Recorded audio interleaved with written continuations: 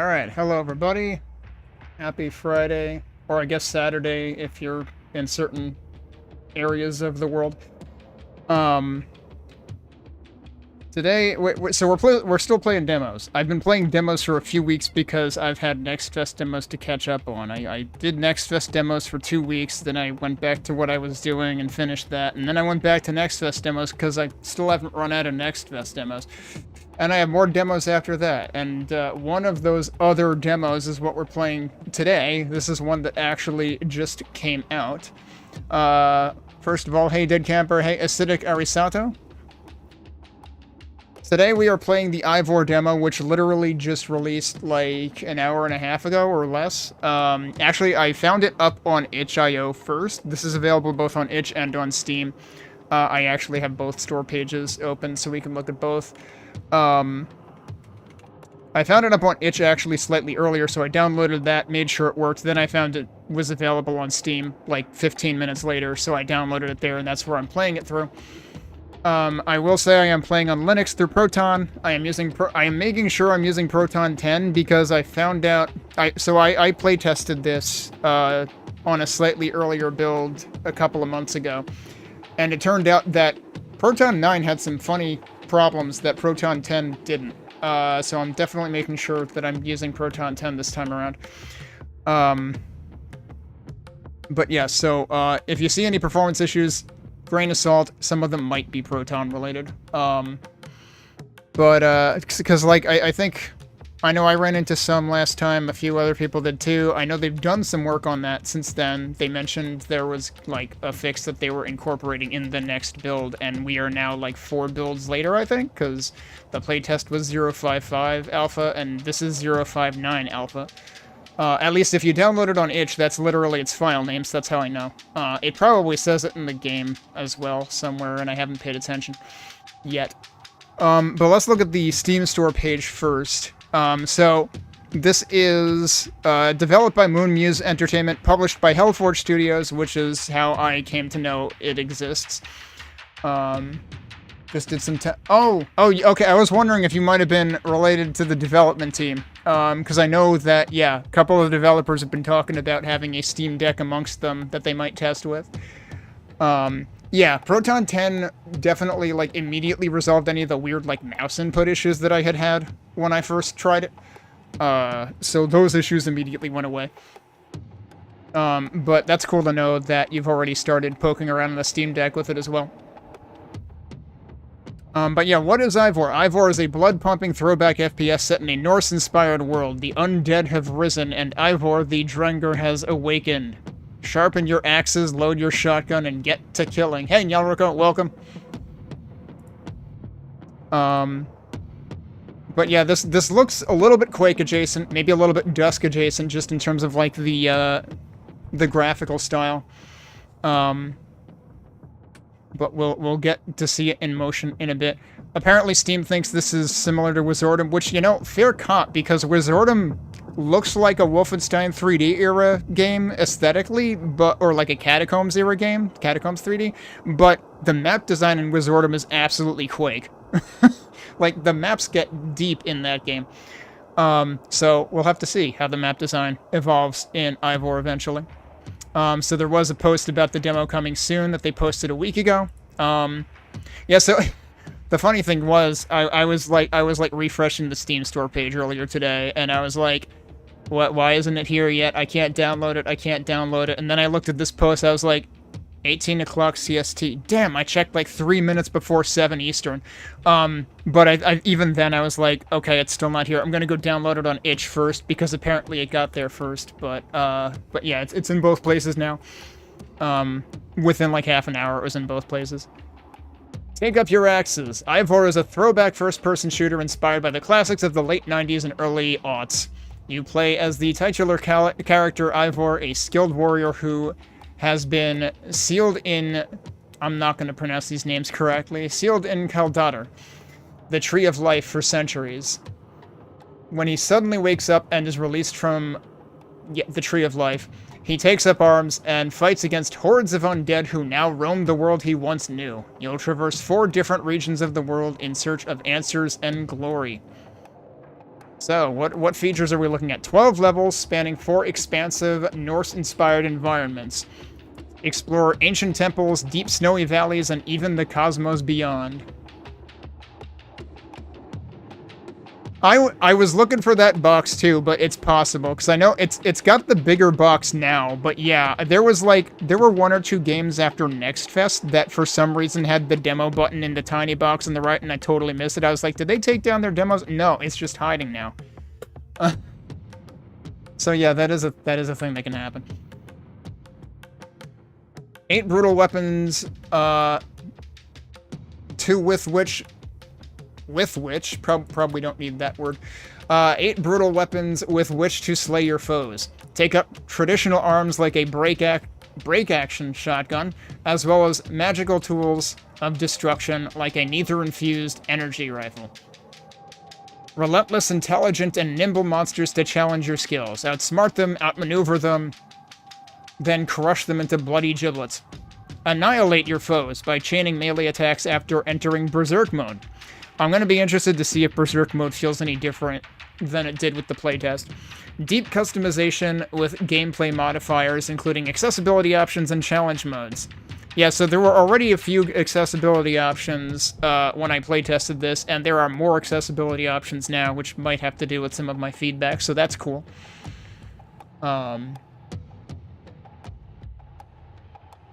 Turn up the heat with the Drunger's Ale system and cause some havoc. Test your skills in one of 8 maps in the Endless Arena mode. Gather your gear, set a high score, and earn bonus content as a reward for your combat prowess. I know there were 4 areas available in the Arena mode already as of the playtest. I think I only actually had time to try one of them when I playtested it. Mature content description. This game may contain content not appropriate for all ages, or maybe not be appropriate for viewing at work. Frequent violence or gore, general mature content. I mean, yeah, sure. Oh, hey, Asopolis. Yeah. Asopolis, for those who are not familiar, has made a few Quake maps. So yes, this should be promising. Also, I need to find something for you, Asopolis. Hang on. You will probably appreciate this. Wait, let me open this in a new tab so I can drag it over here. I spotted this today on Mastodon. And I feel like this is inspiration for Quake mappers. Wait, is it actually bigger than that? It is way bigger than that, actually. Holy crap. Yeah, you've got the shadows cast from the ceiling structures here, and casting shadow. It's causing zebra striping all over the architecture. So I thought that was neat. Alright, what do the system requirements look like? Alright, 8 gigs of RAM, minimum, 16 suggested, recommended. 1070 GeForce GTX 1070 minimum, RTX 3060 recommended. I am on an RTX 3060, and trying to do stream encoding while also playing this game is a bit of a challenge on an RTX 3060 because this thing kind of gets hungry for GPU. Fortunately, there is a frame limit slider. I have it at 30 right now because apparently the title screen is very GPU hungry. Like, it actually gets better once I go in-game. But we'll see how that pans out tonight, because that was definitely something that I think a couple people commented on in the playtest with the 2nd level in it, so we're going to pay attention to that. Storage, 1 gig of available space. I always find it amusing to look at how much space demos actually take, because like there's so many developers that'll say a game takes X amount of space and their demo's already bigger than that. So I have to look at it, Curate. Nope, this one isn't lying. The demo is 900 megabytes so far. And they recommend 2 gigs, which I could see it, you know. I could see it exceeding 1 gig by the time the game is fully all there. Okay, briefly we can look at the itch.io page, because like I said, this has one of those too. It looks like we've got, yeah, similar synopsis text here. This game was originally created for the 2021 E1M1 Game Jam held in November. Oh wow, that was the magazine, right? Like that was the magazine prior to Reload magazine. This game is still in development. Please follow us to keep updated. And it was actually the winning entry to E1M1's second Game Jam. And you've actually got a bunch of the credits listed here. I should zoom in a bit to make it more visible, legible on stream. You do appreciate when a title screen pushes the game in some way, or if there is a benchmark. Yeah, that's a good point. Having a benchmark is good, and I remember, like, even back in the day, like, multiple Capcom PC ports would have benchmarks in them. And actually, I forget if the Onimusha demo might have had... No, what? I feel like there was a recent-ish Capcom demo that had a benchmark. Maybe I'm thinking of DMC5 or something from, like, 8 years ago now. Yeah, I feel old. IVOR is made by a remote team of hardworking hobbyists. If you're interested in following IVOR, check us out on... Okay, they've got their Blue Sky. What else is in more information? Updated... Well, this timestamp might not be quite accurate anymore. But, yeah, like an hour ago, probably. But yeah, like, the demo was literally uploaded, like, an hour and a half ago. Monster Hunter, I wouldn't know. I've never really tried any of those. I think I tried one on the Wii way back when, and I was like, yeah, this series isn't really my kind of thing. Like, I'm not in it for that level of grindiness. Anyway, let's take a look at the game. I did read over my notes from when I played the playtest, so hopefully I have some of it fresh in my mind. I do have my notes in another browser tab on my laptop if I want to look anything up and, like, double check. You've tried a couple and hated them. It's like, a couple of the newer ones look really cool, and I think Wilds was one of those, as, like, this looks pretty and stuff, but it's still Monster Hunter, so I don't think I'm going to be interested in that. Alright, so let's start with... Well, we start with credits, actually, which is probably similar to what was visible on the itch.io page, actually. Yeah, like, I recognize that immediately. Can I adjust the scrolling of this? No, probably not. Okay. Some games will let you scroll freely, some of them don't.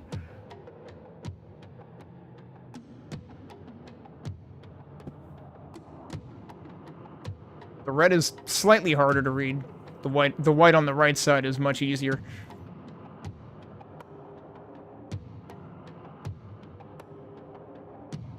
Oh, and we've got the voice actor, and then we've got the studio logos.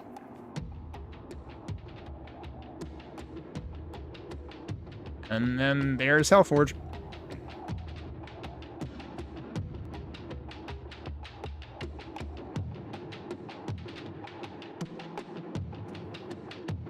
Okay, let's look at settings. So you do have keyboard working in the menus as well as mouse, so you can use WASD or arrow keys to move. Granularity might be slightly limited on keyboard, maybe slightly less limited than it was in the previous build. I'm not sure. I think there were one or two sliders that in the original in the earlier build that I played, like, didn't have, like, decimal places, and now they probably do, and I forget if it was these or not. I don't remember what I had to adjust these to when I first played, so we're gonna find out again, but it actually errs on the side of being on the low end rather than ending up giving yourself whiplash as soon as you get in game. So I can respect that. You've got response type, linear or curve. You've got relative sensitivity, which I'm not sure I know what that is, but I'll leave it at the default. Let's look at our bindings. So we still have... One thing that I had commented on when I playtested was we've got fire primary, and then all the movement stuff, and then fire secondary, and it feels like fire primary and fire secondary might make sense to be grouped together. We've got jump on space, since we do have two fire buttons. We've got interact on E, swap weapon on Q, dash on shift, crouch and control, berserk on R. Gotta remember that one. Quick save and quick loader on F1 and F2. I'm going to change that just out of force of habit. Okay, if you conflict with something else, it highlights it in red. That's a good idea. Let's look at controller bindings out of curiosity. They fixed something that I had noticed in the playtest build, which was there were 2 buttons that were by default bound to the same thing, and that is no longer the case. Everything has a unique binding here, so that's a fix. Let's look at graphics. Oh yeah, and another big thing to point out is the sliders are now in line with each menu item, which was not the case previously, and actually resolves a UI feedback item that I think multiple people gave, because this makes it much clearer which slider aligns with which thing. So yeah, I have frame rate. Frame rate defaults to uncapped, so it's all the way at the right by default. I set it to 30 for the menu so that I'm not dropping rendering frames while I'm sitting here in the menu. But I will probably change it to 60 once we get in the game. So there's herd opacity, there's HUD opacity. I think herd opacity might have already been a thing in the demo I played. I think one thing that I was hoping to see eventually is, like, opacity for pickup flashes, because that's definitely a thing. I'm not sure if HUD opacity affects that or not, but that's probably literally just the text in the HUD. There's a HUD scale slider. I feel like I remember having a comment on that, but I don't remember what it was, so we'll probably try it again. We've got a field of view slider. We've got a pixelization slider, which we'll experiment with a bit when we get in. SSGI, this is new. I think this was the thing that they were mentioning was going to go into the next build after the playtest. I don't know what this is offhand. So there's low, medium, high, and off. Can I see, like, an immediate impact on my GPU if I mess with this? Because I don't really know what it's doing. If I turn it off, does it go down? Maybe a little bit. When I put it to high, it seemed to go up noticeably. Yeah, no, that goes down a little bit. All right, I gotta look this up.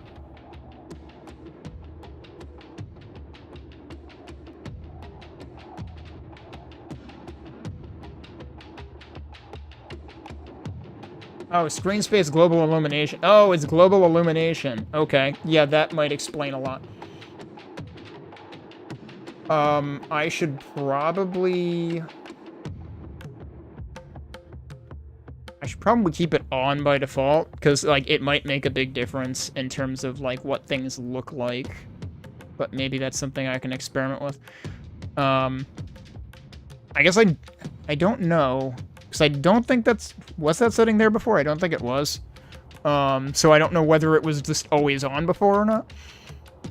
Let's look at gameplay. So we've got a bunch of toggles for equip on pickup, ignore empty weapons, swap when empty. We've got crouch behavior, which is...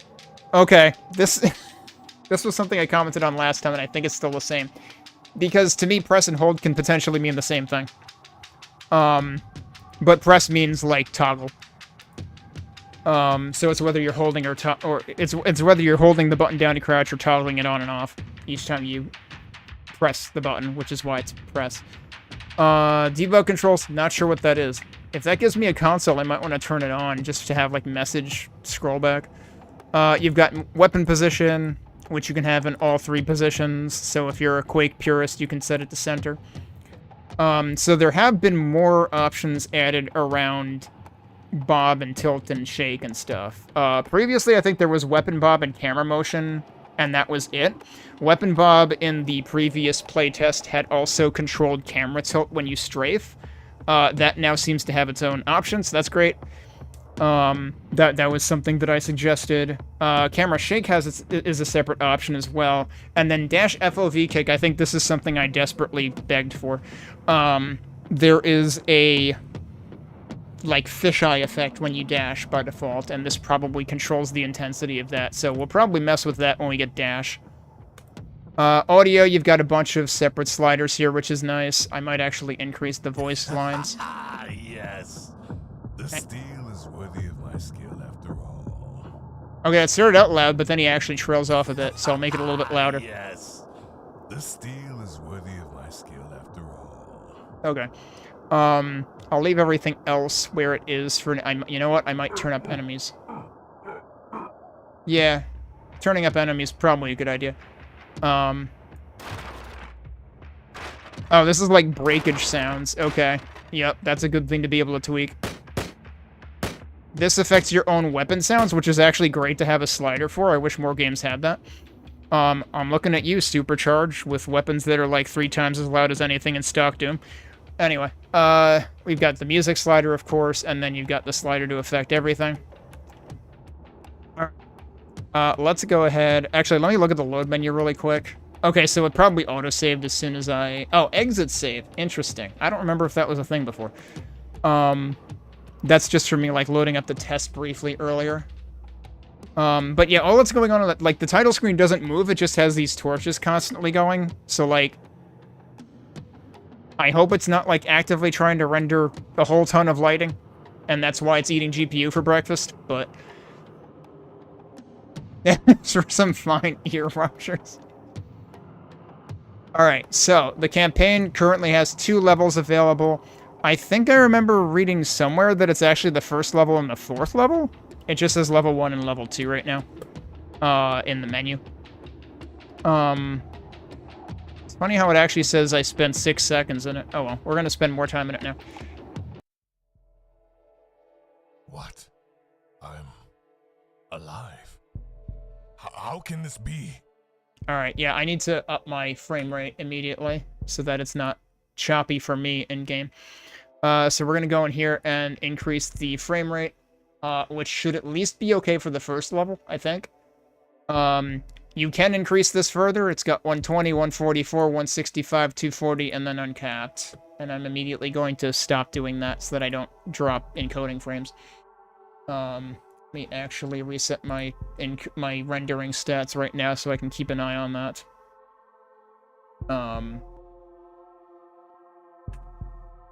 Okay. Yeah, that looks a lot smoother now. Oh, yeah, I need to adjust my, sensitivity. Can I get away with just doing that? Is that... No, that's probably too sensitive. Okay. Yeah, so the keyboard only gets you so far in adjusting sensitivity. And it's really hard to be precise with the mouse if you want it to be the same thing everywhere. Potentially having an option to, like, keep the 2 together, like, use the same value for both might be good. I still might turn it down a notch.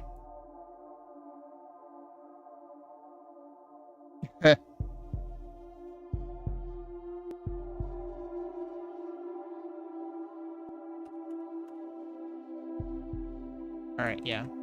Not gonna turn it lower than that. Another thing we need to play with is the pixelization slider, right? So it starts at 4. I'm going to turn it all the way up just so you can see what it looks like. We're not going to keep it this way, and be warned, it's going to be funky. Because if you turn the pixelization way up, it gets really pixelated. I'm actually curious to check something. Because I suspect that they actually addressed something that I thought was weird in the playtest before.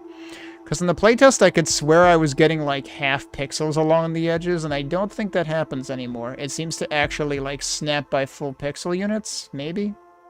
It might be doing half pixel units over here, I'm not sure. On the sides. Or that might just be... Yeah, if I look at the left side, it seems pretty consistent. Yeah, it doesn't seem like it's, like... Yeah, so it's because it's a decimal value. That's why there's, like, a portion of a pixel at the top of the screen, for instance, but, like, it's always the same portion. It's not changing. So it's actually staying, like, consistent. Game Boy camera mode. Yeah, we're playing IVOR now, apparently. Alright, let's put that back down. To 4 where it's... Well, actually, we could put it even further down. And it becomes even sharper, but you can see that, like, the graphics are always crunchy. Like, the actual textures do have a degree of crunchiness to them. But I'll put it back to where it started. Alright. Health. The red number is your health. Keep it above 0 or die. Your choice, really. Okay, yeah, so there's definitely pickup flash going on. So now, what I'm curious to test... is... Where was... Which thing was it in? It was in here. If I were to change HUD opacity... Yeah, no, that actually changes... Does it actually change... That looks like it changes the actual HUD opacity. Does it also change the flash opacity? Possibly? I put it back up, because, like, I prefer my HUD to be fully visible. I'm not sure if it's changing both, since it's like an instantaneous thing that doesn't stick around. It's hard to tell. The one thing that I commented on in playtesting that I am, again, going to watch out for, because it hasn't changed, is the font, or rather, like, the style of, like, the thick outline around the numbers for the health and ammo. I think, no, armor, not ammo. Ammo also, but that'll be later. I find the outline makes it really hard to read the numbers at a glance, which is something you're likely to do when you're in the middle of fighting things.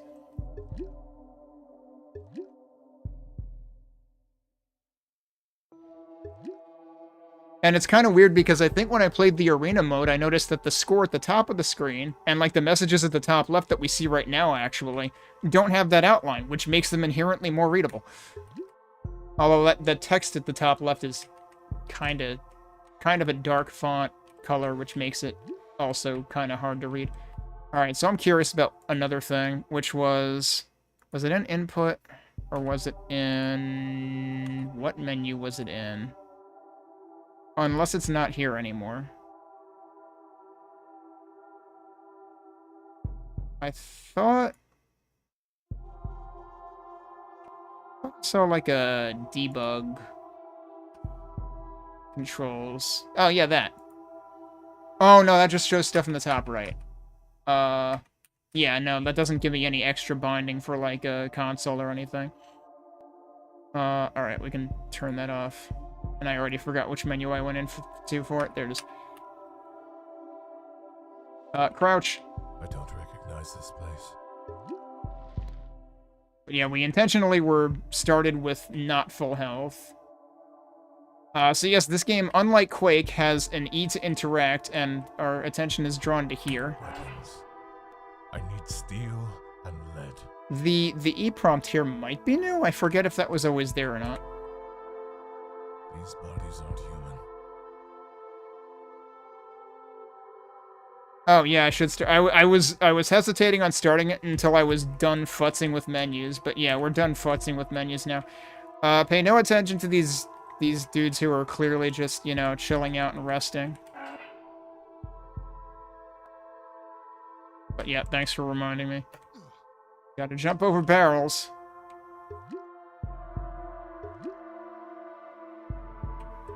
Alright, we're at 100 health now. Oi! Anyone alive here? I mean, we're alive. Fine craftsmanship. Warrior Major Futzer. Also, hi, Kayligator. I neglected to say hi. So we do have both a... Oh, yeah, these guys woke up now. I think I missed. He disintegrated.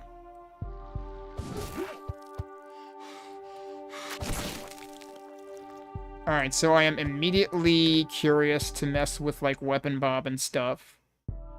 That was in gameplay. So there's camera motion, there's Weapon Bob. Let's just run around a bit.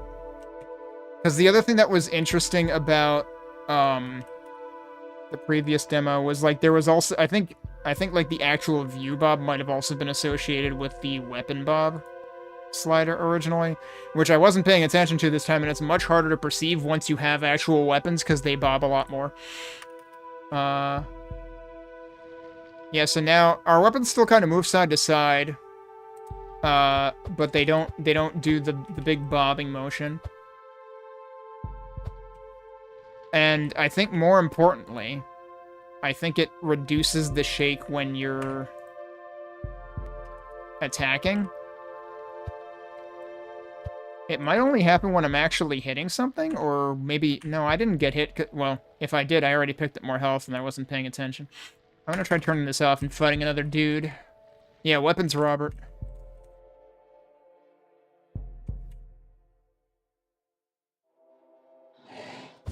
Don't get up on my account, really. Yeah, so that seemed like it was a lot less shaky, right? We'll turn it on again and compare it. That definitely did hit me. There's also like a flash when he died. It might have been from picking stuff up, because we are picking up health and armor and stuff.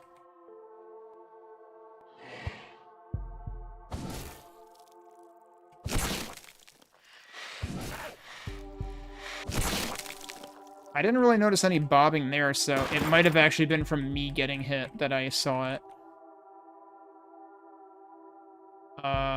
Did I just go the wrong way? Who cares? There's boxes with stuff in them. No, I'm pretty sure I'm going the right way. You may have noticed, but there is, like, you do slow down when you're starting your charge attack. Can't interact with that.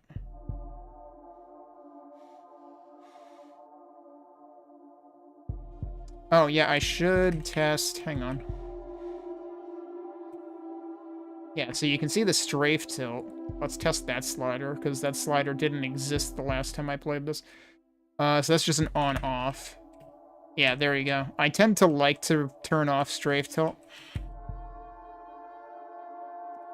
Yeah, I mean, I would love to be able to reduce the flash on the pickup, because the pickup flash seems like a lot, especially since it seems very common to end up picking something up as soon as you attack. As soon as you break an object or kill an enemy. The flash seems like a lot. So, like, that was definitely something I commented on when I first playtested. Can I climb on mushrooms?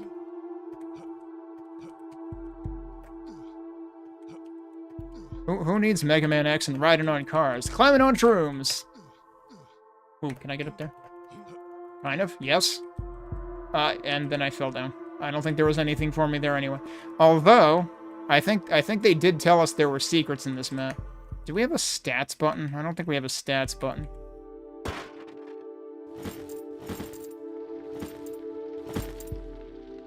I hear something moving. Oh, wait.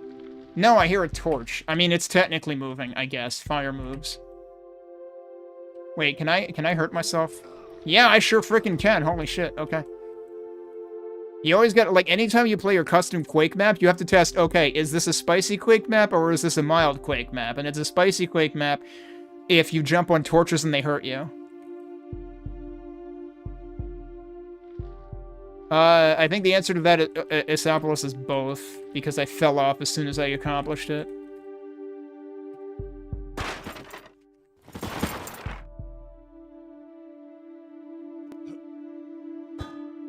This is where I started, right? I probably shouldn't be here. I've just been following the lanterns and stuff.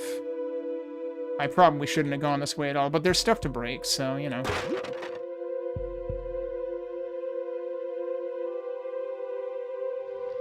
Also, gotta enjoy the way the lights are cast from the torches here.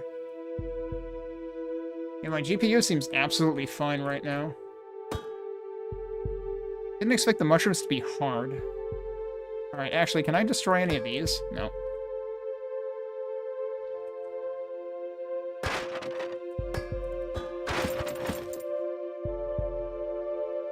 I'm probably not actually supposed to be going all the way back in here, but let me double check where I was actually supposed to go. I'm pretty sure there was another way to go that involved breaking more stuff.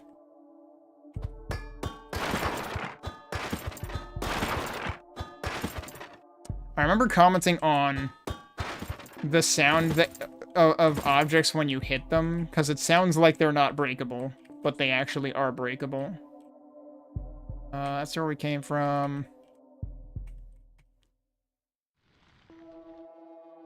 Oh, I think I remember there being stuff over here. Oh, there's just some guy, you know. And some other... Well, that's just a dummy with equipment on it. But... we try a little... Whoops! Nope, that was too hard. You can clearly see there's stuff up there. I just need to actually, like, land in the right place. There you go. Secret zones. Search levels to find secret areas. You will be rewarded with items and bonuses. I just, like, bounced off of that. It looks like there's more stuff up there. Hang on a second. That worked. This was playing hard to get, but it's just another armor rack kind of thing. Wait, there's even more stuff up there. Hang on. How does that work? Oh, I need to test something. Okay, they haven't changed this yet, but I wonder if they will. Jumping is still rapid fire. Like, it's auto fire. You can just hold jump, and you will never stop jumping. It's like you are your own Sugar Ray concert from 20 years ago.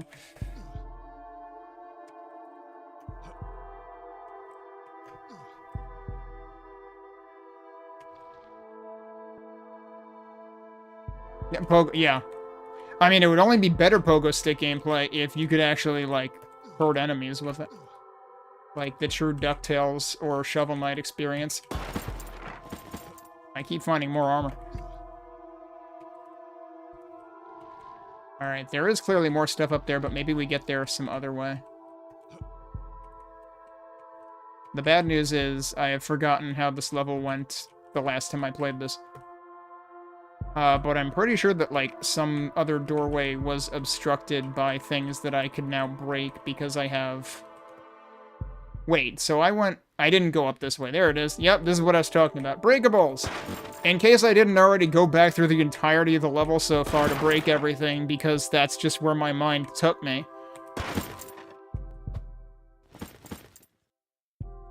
Also, in case you didn't know what armor was, yeah, the blue number is your armor. Armor dramatically reduces damage taken. Dramatically, huh? I just imagine one of those armor racks doing that dun dun dun dun, because that's the dramatic chipmunk, right? Rogert. So it was a siege then.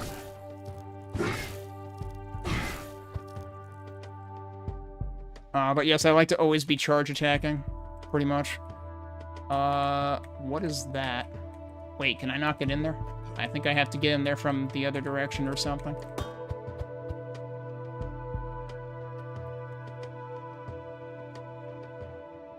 I don't remember if I ever figured that thing out, actually. Well, it's telling me to clearly go that way, so I'm gonna go the other way. No, that's just where I came from, though. That's why it's telling me to go the one other way I didn't come from. No, wait. Yeah, because I can't go in there. And I can't interact with that. There might be... Oh, wait a minute. Hang on.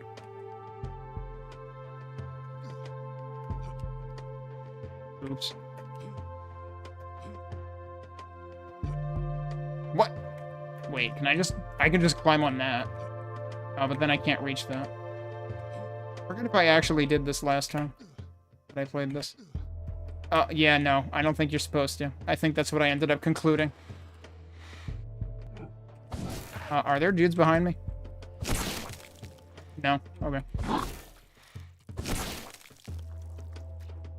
You can completely obliterate enemies with the charge attack.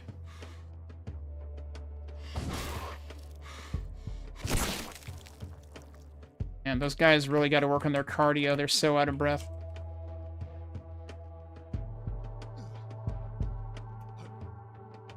What is that? Dashing. Press shift to dash. This ability recharges over time. The circle around your reticle will tell you when it is ready to use again. That's another secret, by the way. Won't budge. Not with that attitude. No, it really won't budge. Okay. That was also a secret, though. And then the reason that they're still showing the dashing prompt over there is because you're actually supposed to go over here. That looks not friendly, potentially. Shotgun, short-range triple-barrel shotgun, deadly at close range, aim for the head. Let us paint the undead across the stone and soil. Oh, hi. I didn't see you come in.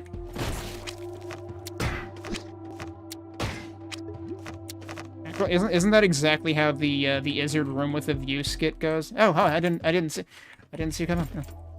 What is it, Sebastian? I'm busy arranging matches.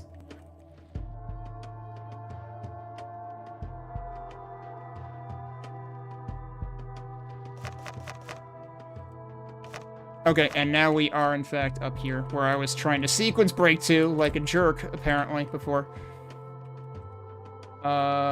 Oh, it was just telling me about ammunition, and I totally wasn't reading it. But, I mean, yes, I was obviously picking up ammunition.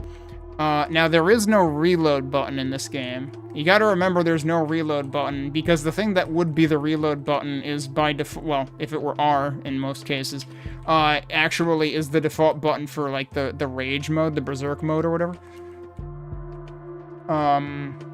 Oh, is this actually progression? Because the thing down here, yeah, sure looked like a button that I can shoot. Okay, square buttons with large crystals can be activated from a distance with bullets.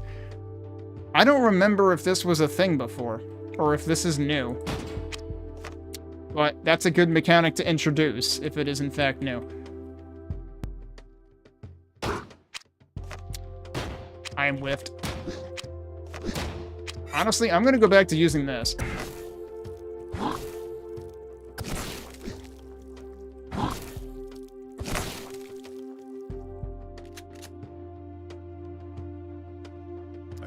We got a key. Seems like it's for the main door in the foyer. That was a very quiet voice line. Approach locks after finding their key to open them. Okay, but first, is there anything else to do in here?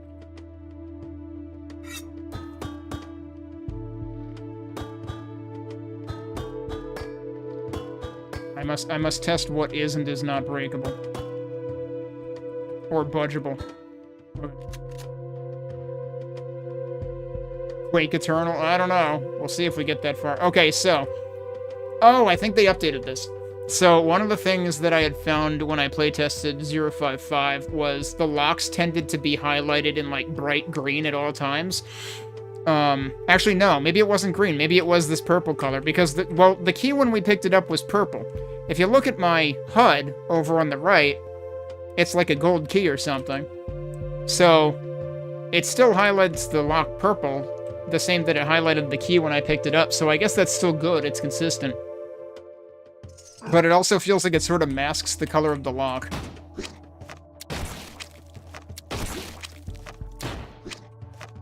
Alright, I did manage to one-shot one of them.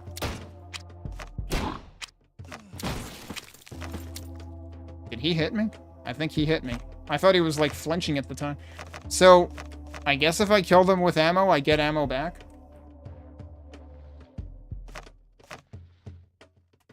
Also, I have to remember I do have the dash. The tree has been cut. Something is very, very Oh, hi. Sometimes I don't notice them wake up.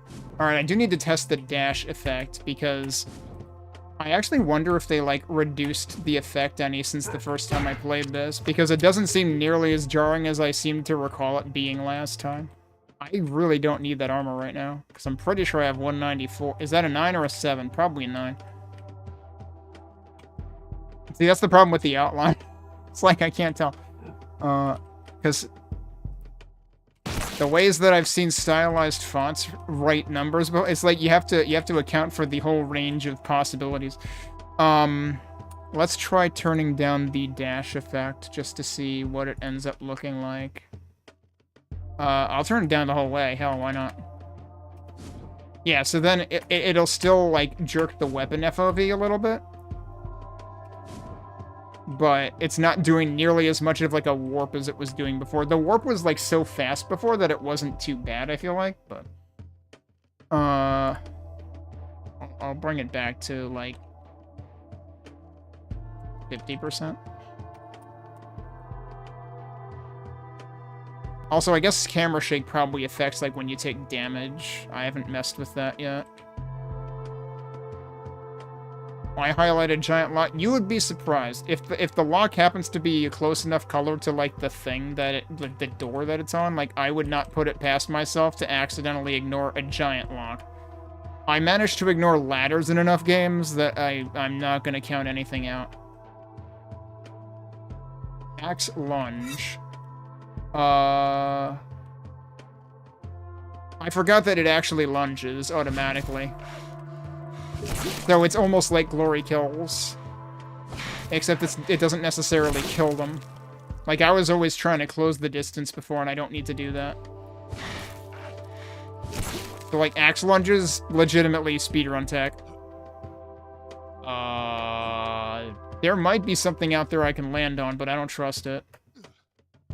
Although over here might be where the end of the level is. World hazards. You don't take fall damage, but you can't swim in rough water. Watch your step. Okay, so, like, clearly we can go over there. But why does this exist? Now is probably a good time to save. No, you definitely can't reach that. Return to the battlefield? Does this look like Call of Duty to you? Actually, it's funny because I just saw the lead dev of Sulaco criticizing the Halo remaster. Well, remake, I guess? Re-slop, because I'm pretty sure they involved AI slop in the process. It has, like, return to the battlefield type crap in it.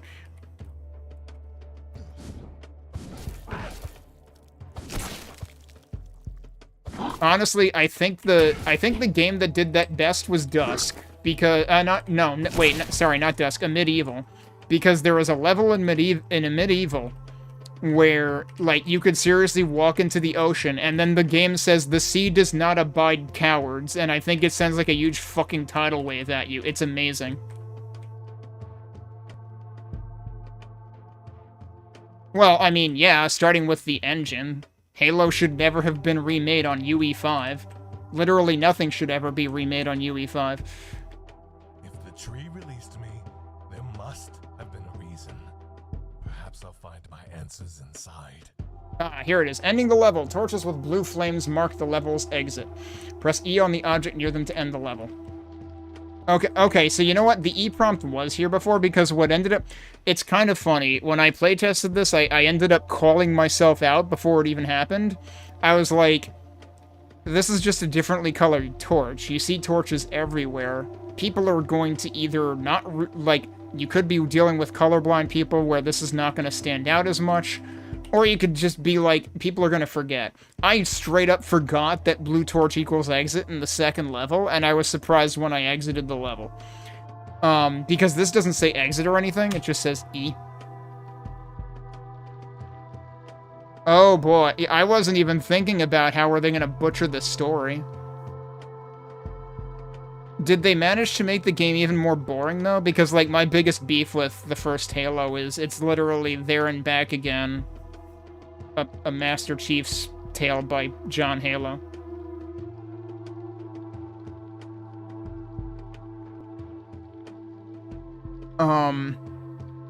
Okay. I did find all this... That was also a thing. In the previous version I played. Technically, the scene is still active, so that was my character sharpening his weapons. The one really important thing that they fixed in this, which I remember them telling me they fixed, because I think a couple people ran into it, not just me, was, there was a funny glitch where dashing would, like, mess with your FOV to where you couldn't see your weapons anymore, and that has not been a problem here, so, like, that much has been smooth sailing. Have not seen any, like, big technical issues this time around. Because, I mean, like, you know, me being somewhat playtesting minded and also having played it before, like, I have to come at it from that angle a little bit.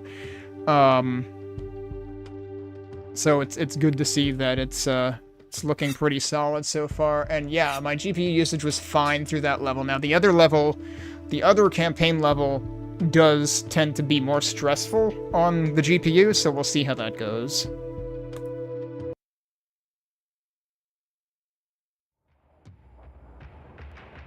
But also, this level looks freaking cool. Honestly, I'm gonna turn down the pixelization just so you can see, like, how cool this level looks, because it might stand out even more. Let's just turn that down to 1. Yeah, just, like, look at all this stuff.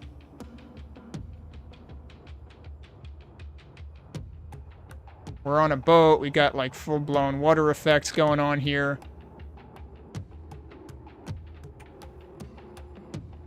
So, like, there are certain things that I feel like I want to appreciate more, and so I turn down the pixelization. And I get this back to exactly 4. Oh wait, this actually works now. I swore that didn't work like a minute ago when I first tried it. Maybe it just doesn't work with... No, it works with that slider too. I had thought that I still couldn't, like, click and drag on sliders, but no, that apparently works now. Okay, cool. I might have only checked with, like, the itch.io version earlier tonight. I mean, it's still admirable even with the default pixelization setting. But I still feel like it's, like, even more admirable with the pixelization turned down. Alright, new weapon. SMG, medium-range automatic firearm. Fires fast with decent accuracy. Watch your ammo. So we have to try the SMG now. Can I destroy this? I'm not sure I can destroy this. It looks pretty big. What? No, I can destroy it. See, that's the thing is, like... Because, like, this makes the same noise. I'm not about to destroy an entire wall, though. So, like, we need a different sound for destructibles. Okay. No, my GPU is fine for now. There might have just been a bit of a loading hitch there. I'm not sure.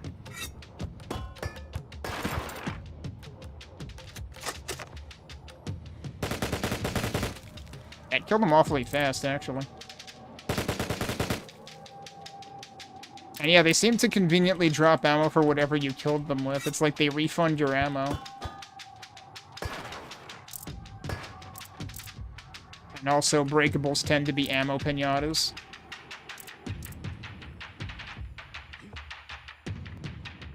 Like, honestly, I'm still tempted to turn down the pixelization. It's like, let's look at all the, like, yeah, like, look at all the ammo models and stuff, too. Like, you can appreciate those a bit more. And, like, they, again, because they're, like, relatively low poly and the textures are still crispy and whatnot, like, it still retains some of that atmosphere. Yeah, you're dead. You didn't even get up yet.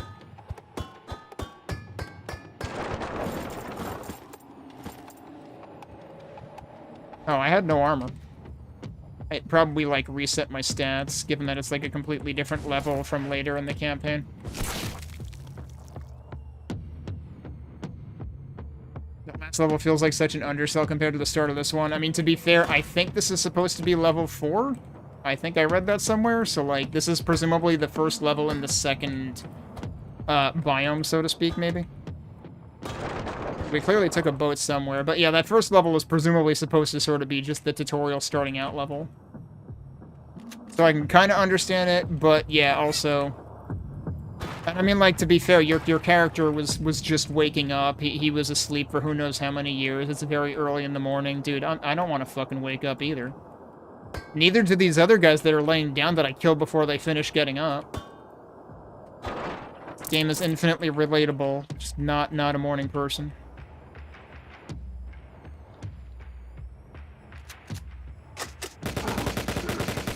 Is there anybody else? Yes. Oh, we got our first... Oh, shit. I got stuck. I meant to do that, and it didn't happen. What? Oh, I accidentally rushed him. I didn't even mean to. Yeah, so these guys are my nemesis because they're really hard to deal with. They constantly shoot you. They move around a lot.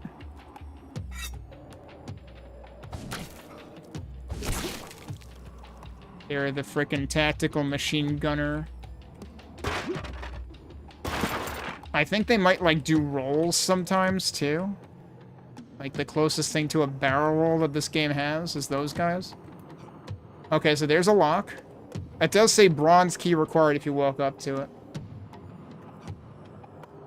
Which you can kind of tell. It also, like, you can appreciate the color coordination with the door. Bronze door, bronze key. Ooh, can I get over here?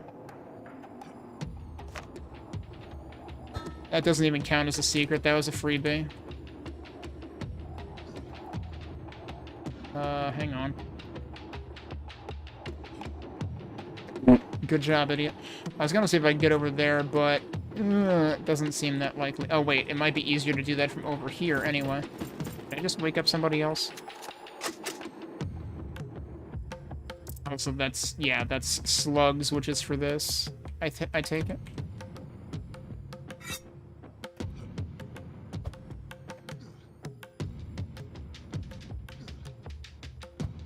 Can I destroy these and then get in there? Can I get in there from the other side? Oh, okay. That works. Oh, I can duck in here. It's a secret. Ammo, armor, health, everything. And actually, I kind of need health. I got kind of wrecked by that first guy. I don't think there's any difficulty settings in here yet. I think that was one of my open questions the first time around, was like, are there going to be difficulty settings? Wow, did I not hit him at all? He doesn't even care. This other guy cares, though. If I can coax him over here, though. That looks explosive. You want to get over here and say that to my face? Not really.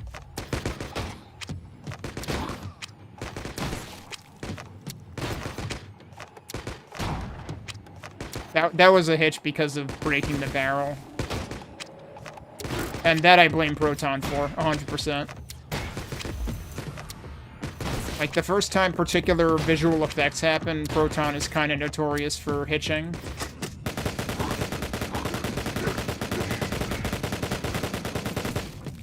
You pretty much... I feel like you pretty much want to hard counter the machine gunners with machine gun.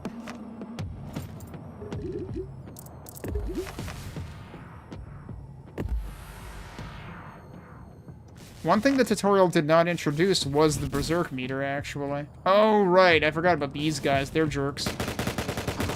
Alright, they're dead. There's probably another one. There is, in fact, another one.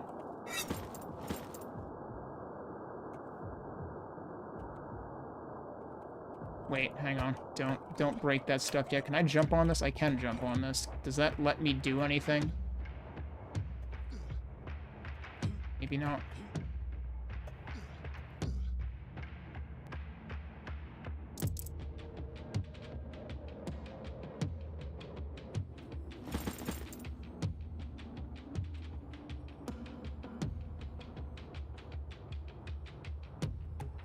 Steel, lead, or arrowhead. Okay, there was a crossbow. I had thought there was a bow weapon. Fires a long-range projectile. Hold the right mouse button to zoom. I didn't see the rest of that. Timed messages, the bane of my existence. I'm not gonna see it on my replay in time either. Because I think I remembered, like, noting in my first playthrough that, like, bolts in particular tend to, like, be refunded if you kill an enemy with them, but not if you, like, shoot a wall with them, so it's, like, not quite full-on Turok 2 style. Wait, hang on. I want to see if I can get up here. Can I get up here? Oh, that's interesting. That kind of didn't work. Okay. Okay, and there's still something I had commented on last time is there isn't really much in the way of coyote time, if anything. That worked, though, and that seemed like it might have been. That was too late, though. There's crossbow darts. Bolts, rather. So how much ammo do I have for this? 16 now? So these are weapons 1 through 4, by the way. Wait, this definitely looks climbable? No. Wait, this probably is. Yep. Now what can I do? I could maybe jump into the ocean, which would probably be a bad idea.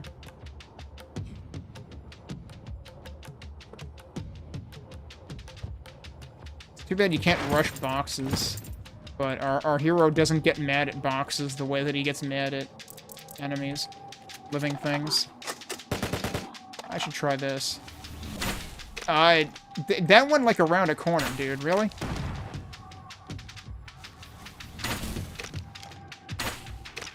Okay, he seems dead. Alright, those things. Did that? No, he's not one-shot. I was gonna say. There's no way he's one-shot.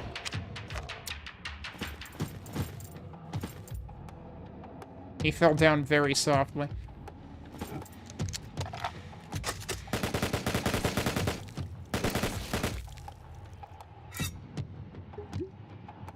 Oh, hi.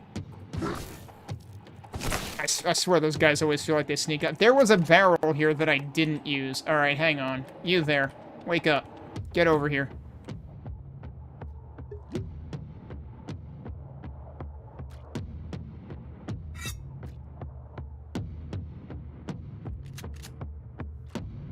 Oh. Still working on it. That close enough? That might be close enough. Yeah, it's close enough. Alright. I had to explode somebody. Oh, there you go. That guy was just sitting there right next to it. Like, what could possibly go wrong?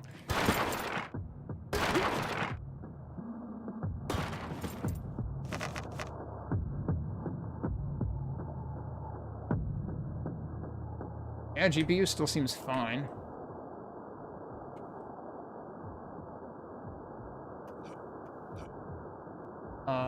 Yeah, I have not dropped a single rendering or encoding frame. So far, so good. End up here? Kind of. Oh, that works. That was probably just like the hard way of... Yeah, I could have just gone around that way.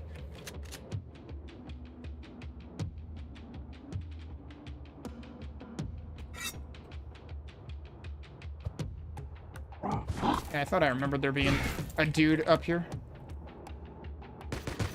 Oh, shit. That might actually... Yeah, see, they do a barrel roll. You know what? That might be the other hard counter to them. Just freaking dash them, because... Like, I mean, not dash, but, like, just do the charge attack. Because that automatically closes the distance. So it's like, you know what? You think you're slick with your massive evasive maneuvers? Well, evade this. His head's still there.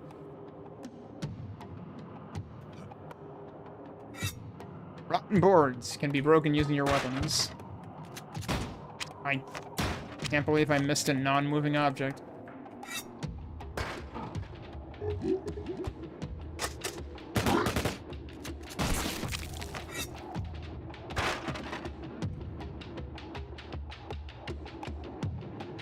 Alright, I feel like this was the part of the level where I actually started noticing the GPU go up when I first played this, but again, so far so good. Oh, there was another one. How pitiful to die of failure twice.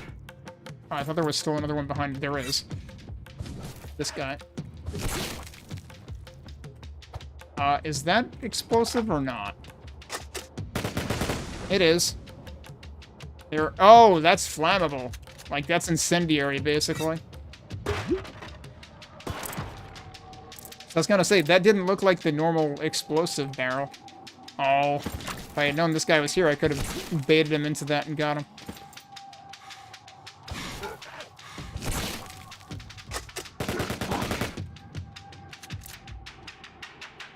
And again, I failed to notice. What the heck is that? That might fill our rage meter thing. Yep. Press R when your rage meter is full. The rage meter is the orange bar in the bottom right. So, wasn't it completely empty before? Like, did it just go from completely empty to completely full?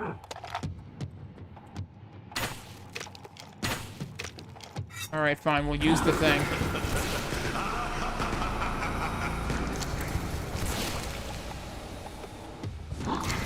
Okay, so I still have the same problem I had last time with this, which is everything's basically, like, enemies are basically invisible. Because it's, like, red on red.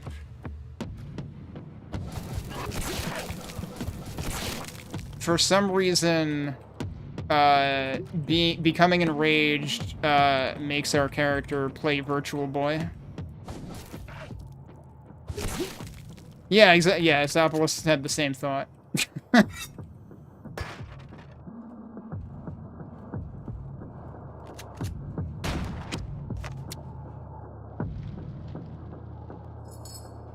Oh, that was the bronze key.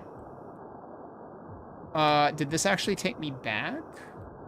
Maybe? Can I go back to where I was, though? Yes, okay. It's like, maybe I wasn't done looking around here? But yes, we did find a bronze lock earlier. Also, I haven't been dashing, like, at all. Like, the movement speed is sufficiently fast enough to where I don't feel the need to dash profusely. Well, I'm not getting that ammo right now. I don't need that ammo right now. Never mind. So there's clearly stuff back there that I don't know how to get to. It does occur to me that, like, maybe some of the platforming involves dashing. Have I been up there? Probably. Oh, I can get over there from here. Okay.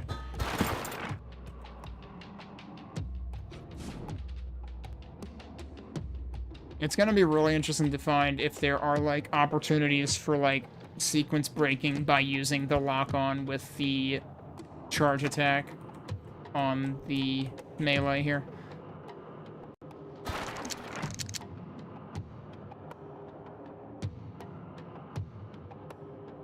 Did I overlook anything else? Wait, is this that hallway? This is... no, there's, like, more to it than that. But this is where I originally came in, right? Yeah, so I have effectively backtracked, but yeah, there's something going on in there. Yeah, I didn't think that was a shoot switch, but I figured I would check. Pretty sure that's just a health pickup.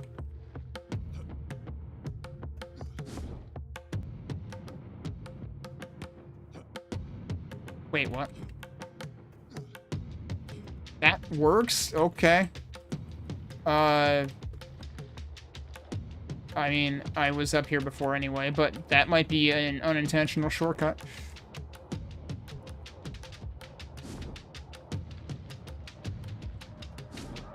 Is there... So there's icons at the bottom left for my weapons, which unfortunately between my camera being down here and the timer being down there, it's hard to notice. And there's actually like, oh, it draws like brambles coming out of the active one, which is very subtle. You're not likely to really notice it, but it's a fun detail.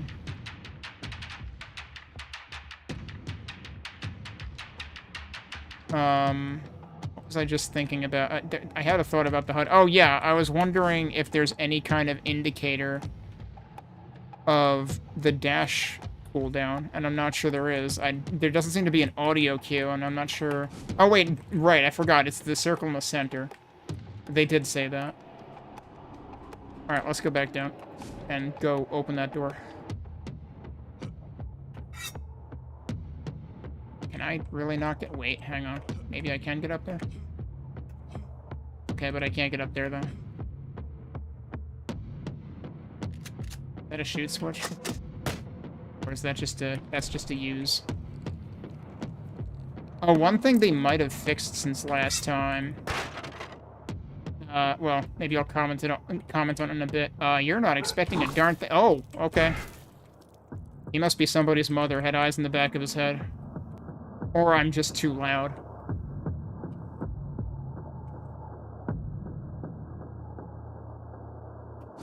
I mean, there's no walk button. There's only dash.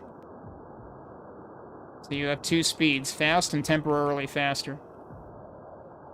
But it was interesting how that guy woke up when I was like a certain distance from him. Alright. And that just automatically gets used. I didn't have to press the use key or anything. So it is slightly surprising to me. I mean, like, probably a good idea with that. I can't blame them for that. That you don't, like, forget that actually you can open this. It's just gonna open.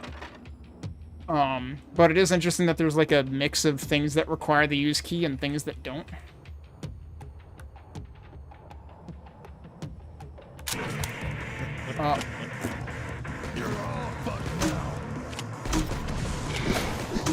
Ow.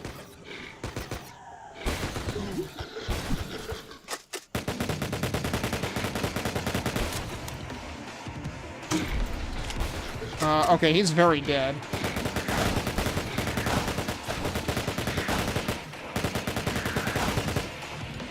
So yeah, the thing I was gonna comment on earlier was those flying things. I think in the earlier version I playtested, they, like, a couple of those, like, aggroed early or something. So you wouldn't see them, but you would hear them. And it seems like that may have been fixed. Also, the music has gotten a bit more serious. Can I actually... Don't know if I can detach that. Oh, that looks explodable. Yep. The barrel is somehow still intact.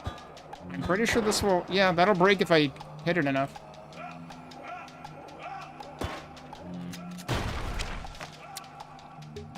That was not the greatest idea ever, because now I can't pick those up right now.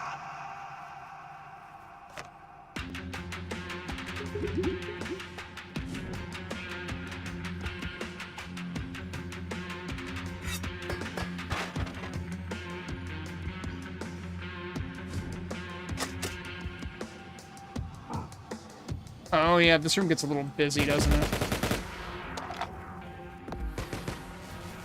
Oh yeah, and they warp around, too. This guy's trying to get up close and personal while I'm trying to kill other things. He fell over. He's actually still in one piece. Now he's not. Fixed it. Did I actually get both of the guys? No, there's still a purple jerk up there. I missed. Did he warp? Or did I not actually miss? No, he's still there. Now he's not there. You can actually kind of see where they're going. That didn't work. That did. Hi. Oh, okay. He disintegrated as he fell. That's a pretty good one.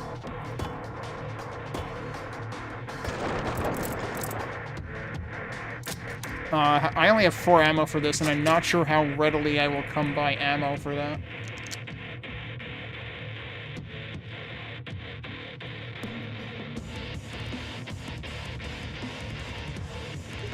Oh, that's like a big health. Yeah, so now I'm full. Oh, whoops. That was apparently incorrect. Wait, hang on. Okay, I didn't know if that was anything. Oh, these are destructible. Oh, hi.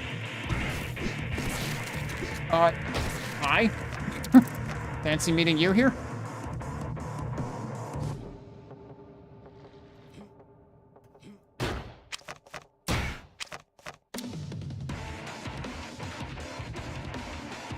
How did he drop more ammo than I needed? I'm confused. Also, I don't think I've actually used the alt fire for most of the weapons. Like, I haven't used it for this, or the machine gun. Or the SMG, rather.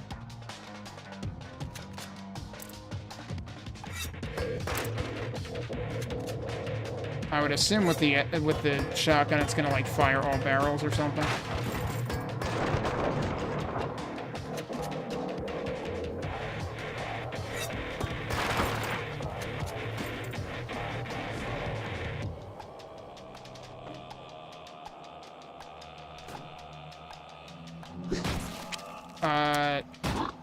I'm not actually sure if it does anything.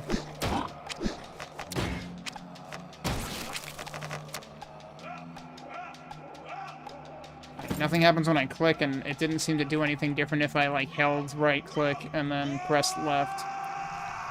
A locked gate has opened.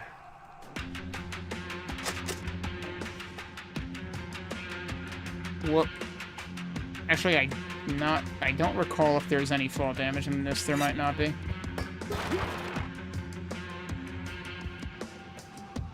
Alright, are we going back outside? We might be going back outside.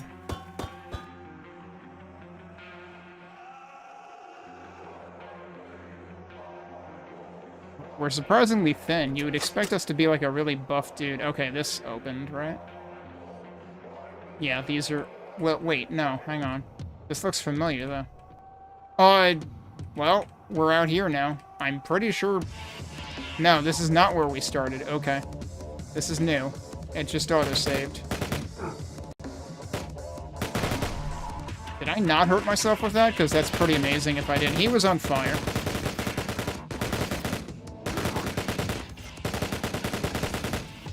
This doesn't seem to have an all fire either. You know what we should try doing? I don't think I remembered to try this last time.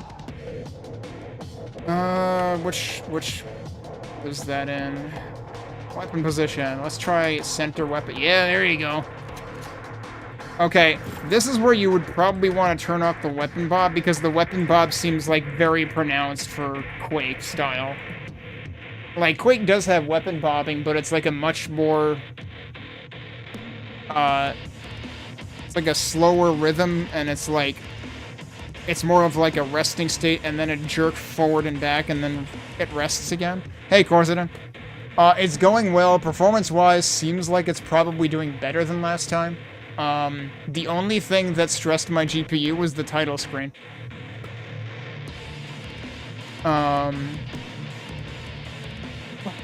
Weapon Bart. Yeah, I know. We were talking about, either, I forget, were we talking about weapon or view? Yeah, weapon.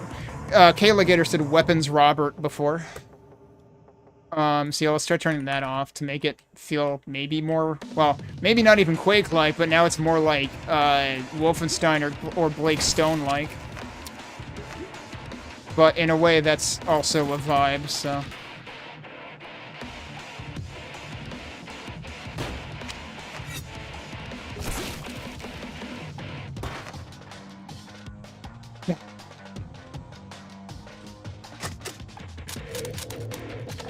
Oh, I see you.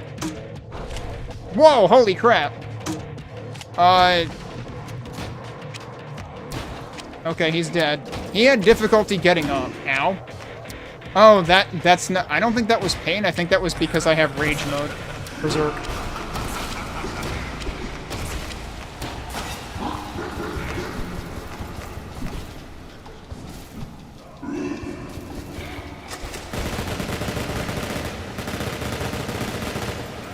What was that guy doing over there?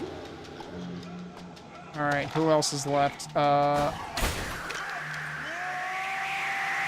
right. They do that. I forgot about that. So, ow, I think. Actually, the crossbow looks kind of interesting. This one. Okay, the crossbow... Looking at the crossbow now... Hey, excuse me. I'm busy admiring weapons. Bug off. The crossbow now makes me think of, like... maybe one of the weapons that Jitspo designed for Kook, which is also going to be a retro-inspired FPS with a, like, Quake-adjacent aesthetic. Still needs more hit feedback. Yeah, no, I agree. Like, that was something that I had commented on in the first time that I playtested, was, like, it wasn't necessarily clear that I was doing damage to enemies, especially with this. I was worried it wasn't working at first, but no, it takes 2 charge attacks for some enemies. And, like, I think they do make pain sounds, at least, so... It's not completely unclear that you're doing damage, but it definitely could be clearer. And I know, like... The first time I played, I think I commented on, like, the shotgun feels like its sound could be beefed up a bit. I don't know if it's been, tweaked any since then. I feel like it might have already been, but I really don't remember.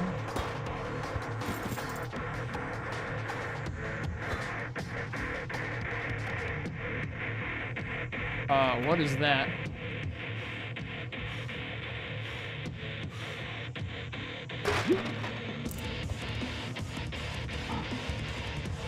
Damn, I am really skinny. I just angered somebody, and I don't know where they are. Alright, but what is this, though? Oh, I guess I found out who I angered.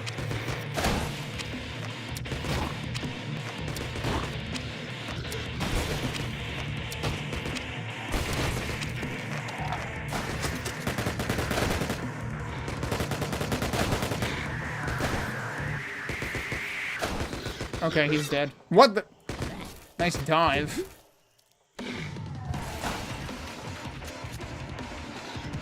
I don't know who did that. You did that. Okay, so you can destroy them when they're in dive bomb mode, and you're better off doing that if you can't put something between you and it. It needs the high click right before the blast. If it's double barrel, it might even be need to have 2 shotgun blasts. It's triple barrel, allegedly, actually. I mean, I only really see 2 barrels now because I have it set to center. Yeah, you can see the 3rd barrel when he goes to reload it.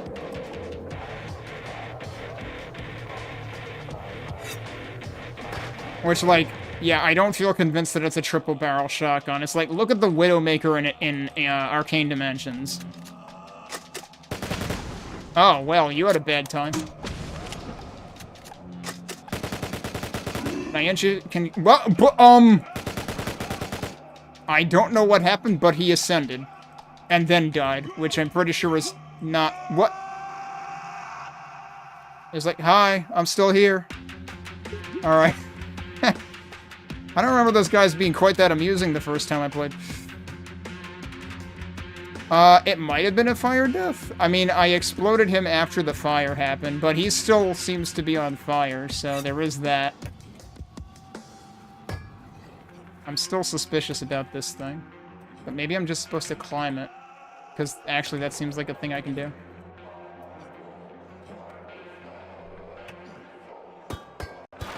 This might actually just be a sequence break, and I'm gonna pay for it. Or it could have just been a more difficult way to get up to where I could get from here anyway. Yep, alright. I seem to be finding those a lot. It's like, congratulations, you could have done that in a way easier way, but it would have been less interesting. Yeah, I'm guessing I'm not gonna find all the secrets in this level.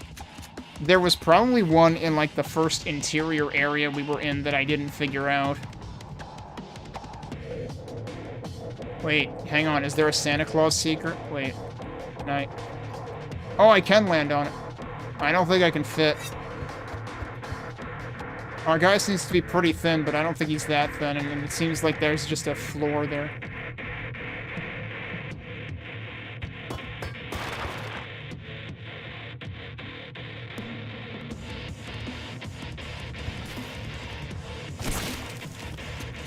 Oh, hi.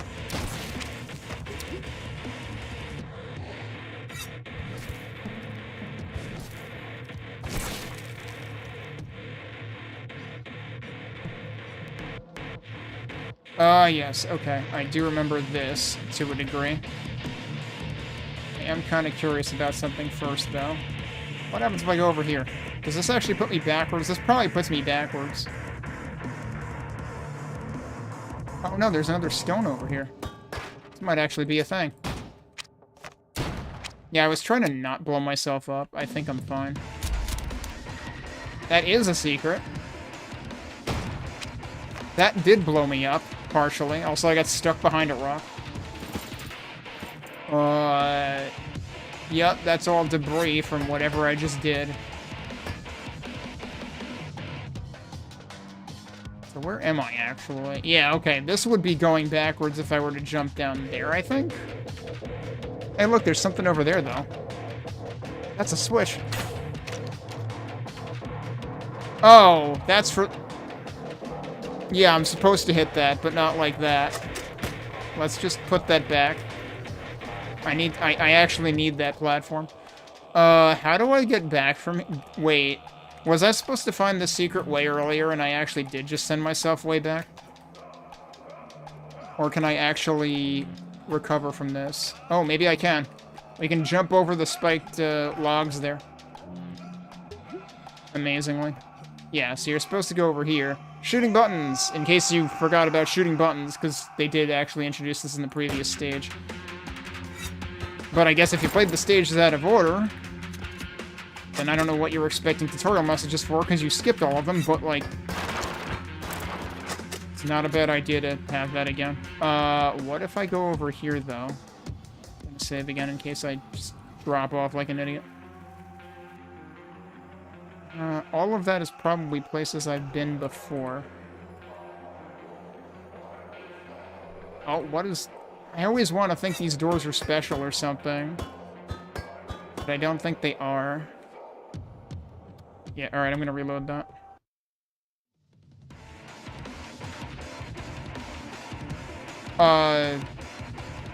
Did that actually go back by itself? Alright, I was supposed to go over here, right? Yeah, that was actually an autosave right there.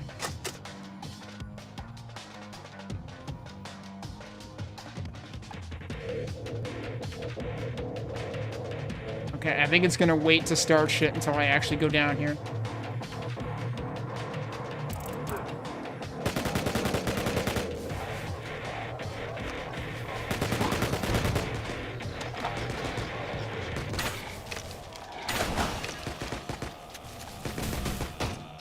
Oh, that's not what I meant to use.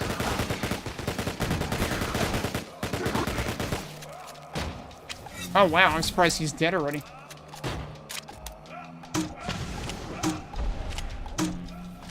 That one went, like, through his armpit or something. Good trick shot.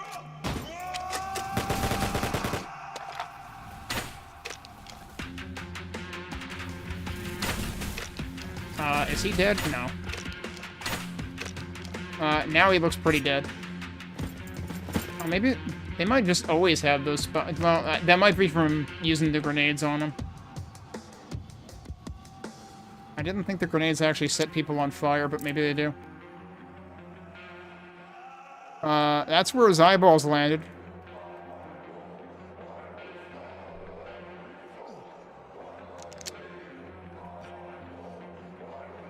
Hang on. What? Hi. Alright. There's another guy right there who wasn't at all acknowledging my existence yet.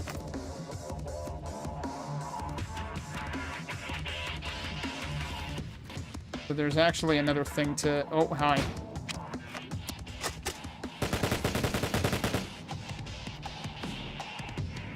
Yeah, there's another thing to ride over here. And there's the button for it, I guess. Is that another... Yeah, I would really like if he didn't get to shoot me. Was I supposed to come around all the way from there and I totally didn't? Heh.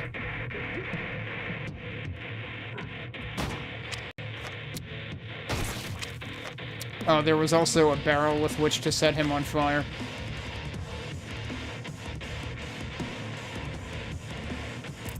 But yeah, clearly I was meant to come up, like, over here or something. There's a grenade pickup. You gotta search for that one. Oh, hi.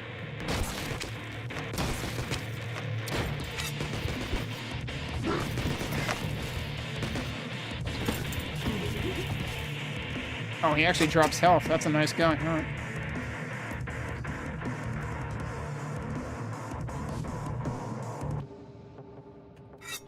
Alright, I'm gonna see if I can break these. I mean, they're just sideways barrels, right? Yeah, there you go. They're also giving me grenades, so worth it. Lots and lots of grenades and other stuff. Don't know if I can break that big of a box. We might be here a while if I try it.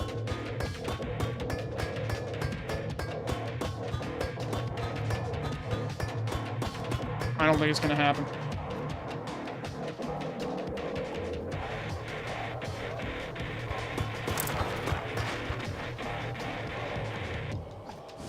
Oh, that doesn't work. What? Wait, huh? Where did he come from? I was up here before. You weren't.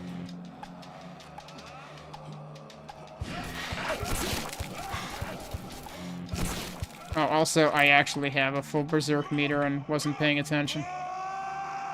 I think it might flash the screen red when you get a full berserk meter, which is unfortunate, because, like, isn't that the same color flash as when you take damage?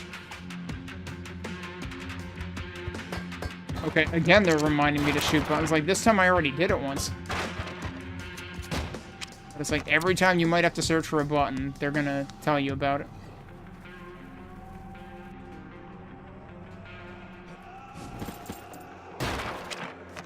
Oh, where the heck are we going now? That's the exit, okay. Which this time I blatantly was expecting. So I didn't forget about it, but it's also, like, a very different door, the likes of which we haven't seen before. But yeah, I don't think there's anything that tells me... Oh, maybe if I save and then look at the menu, maybe? No, that doesn't give you stats either. But yeah, so there's quick save, auto save, and exit save, and then... Wait, what? What happened here? I think it actually just shifted the slots to the right by one, and then it wrapped, but I don't know why it shifted them to the right by one. It also says page 1 of 1, which insinuates that you might have multiple pages supported at some point. Alright, how did we do? 2 out of 7 secrets. Good lord. I knew I missed at least 1, but I missed 5.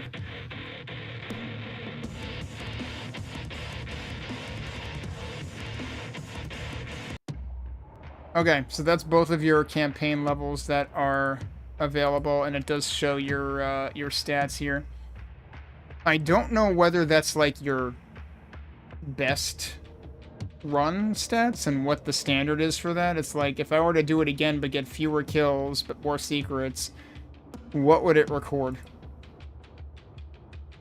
I don't think I'm going to go through a whole level again to find out, but I wonder how exactly that works. Or if it just records your most recent one, but I would hope it's like... It might even be individually, like, what was your best time? Well, if it's individual, though, because then your best time might not reflect a run that actually got all secrets and all kills, so... I'm not exactly sure how they're planning it. There is a reset here that'll reset your progress, I guess. And I guess, does that work per level? Because, like, they both, like, play as per level, obviously, so reset might be as well. So I'm not exactly sure how that figures. It's something that I could experiment sometime. We should look at the arena. I think... which level did I play last time? I think I might have just played Proving Grounds. I might have tried, like, one other level last time. No, for some reason I remember looking at Frozen Chasm, but... we should look at a couple of these. Pretty sure I didn't look at this one, and that actually looks kind of interesting, so maybe we should try that. And I guess it just tells you, like, what the highest round you survived to and what score you got is, which, again, I don't know if those are I don't know if those are possibly exclusive of one another. I don't know if it's even possible to get, like, a lower score but a higher round. But we'll mess around with that a bit. I'm going to take a break first, and then we can play some arena when we get back.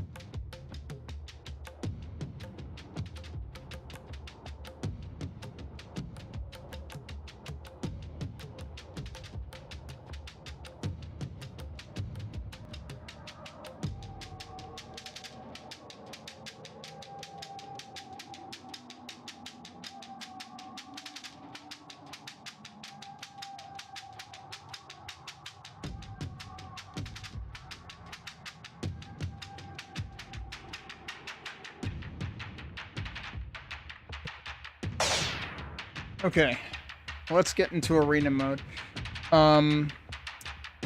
Here, I was just looking over my notes from the last time I played an earlier version, just to see if there was anything I forgot to check, and there's a couple things I forgot to check. Hopefully we have time to test a couple of those,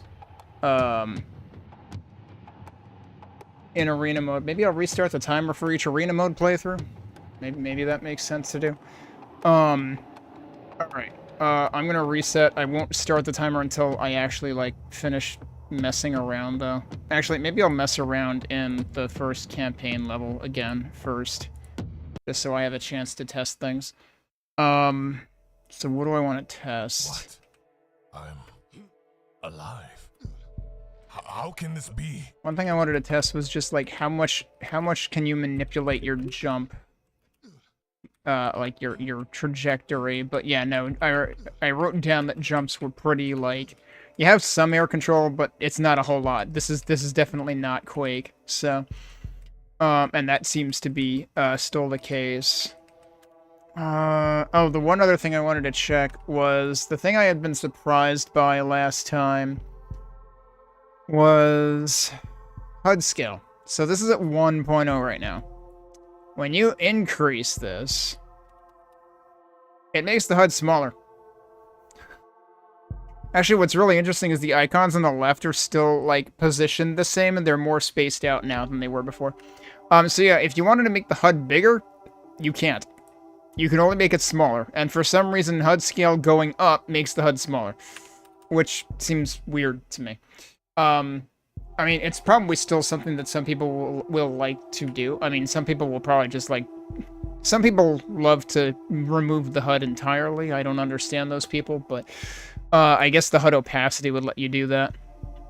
Potentially. I didn't really mess with field of view this time around. So this is, like, lower field of view.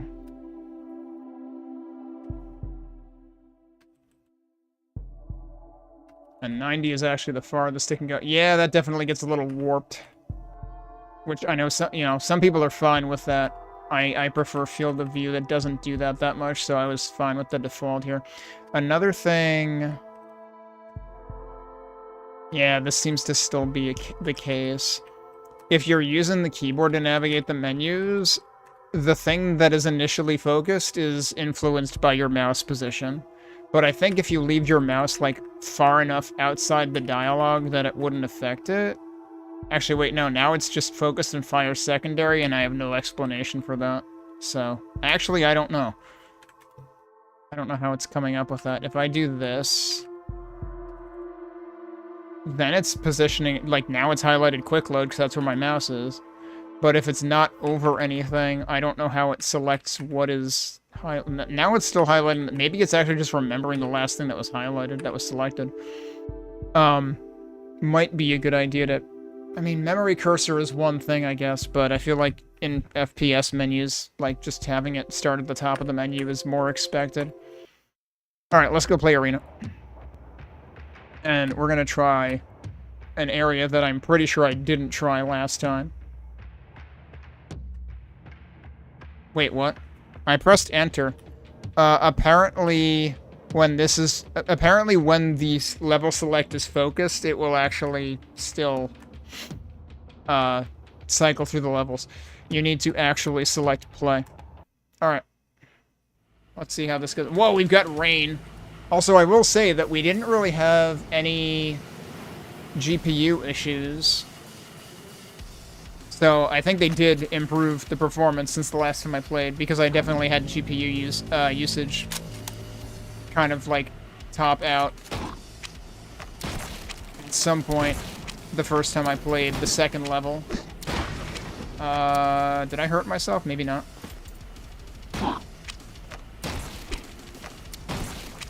Also, it has like a little reticle on top of enemies, which is actually very helpful sometimes in this. Especially when you have rage mode going on.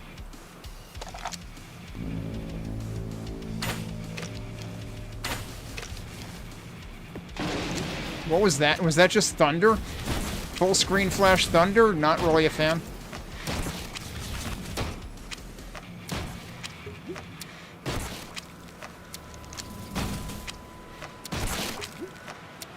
ammo, you don't say. Where is the other... There. Geez, you think there's enough of them?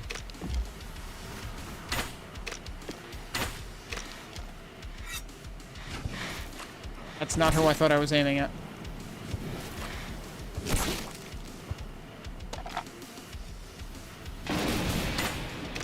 Yeah, the thunder I could do without.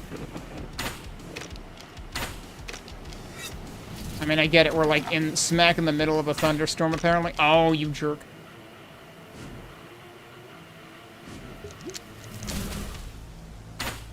I think I missed that. Oh, you did it again, didn't you? Okay. That might help, given that I was low on ammo for the other thing. Nicely timed lightning strike, I guess. Right as I killed the dude.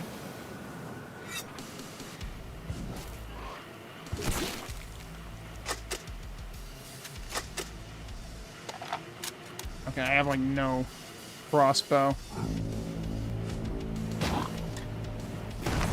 Wait, why did it switch to the grenade launcher? I launched myself. Did I just accidentally pick up the grenade launcher? Yeah, that was what was on there, I guess.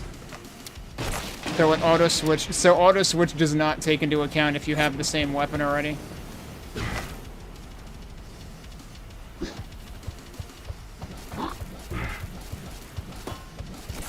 I don't know how that landed up there. That's a bounce pad? I keep instinct. Wait, that's. Does that. No, that's just where the weapon spawned. I don't know how you get up to that. That is mysterious.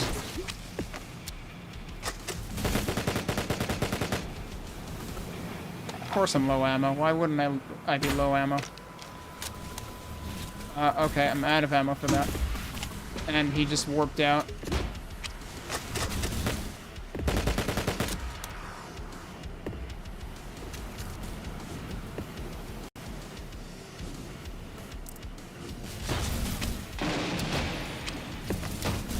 Dude, oh my god, these guys are a problem. What is that? I don't know, but he's dead. That shoots a— oh, I just died. Nope, I didn't. I have 1 health, though, so I'm going to die. Well, I wanted to see where the jump pad went. I found the jump pad. I don't know how to deal with the purple guys, because they just seem to always hit me. I mean, like, granted, sometimes I needed to strafe and didn't, but it kind of seems like their shots have some degree of homing. Alright, so that— I survived for 4 minutes. I'm gonna retry that one, because I want to see if I can understand. It is Islet of the Tempest, so I guess it makes sense that it's, like, thundering and everything.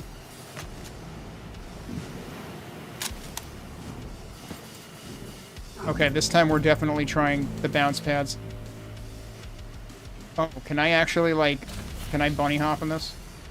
Is this happening?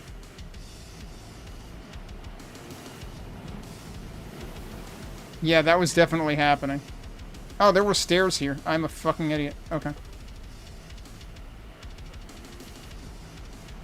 How long can I just, like, have enemies tailing me? Also, I just realized that it actually tells you how many there are in the top right. Yeah, I was wondering that too, given the one time it was, like, seriously timed with, like, an enemy dying. But that may have just been a fun coincidence. Alright, so bounce pads are, like, free momentum. So just never stop. Like, oh shit, well... that only cost like 10 health, so I was already near death last time. Oh, hello. That's a lot of you. And they're all fucking dead now. Nope, that guy's not. There we go.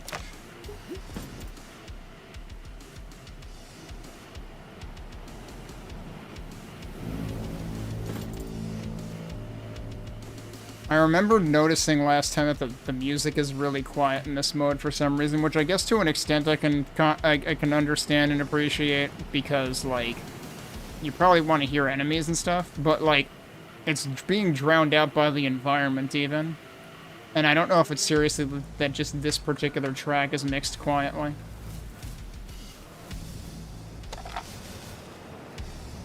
Okay, where's the Zappy boys, though?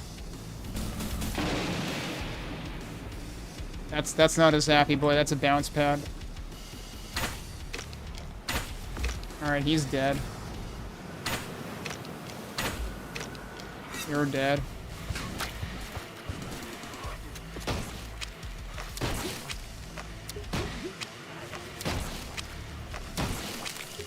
I have to remember to pay attention to my rage meter, too.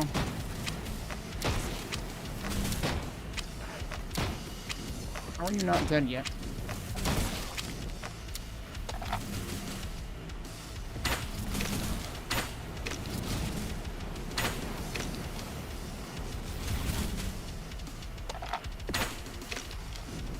That might not have counted.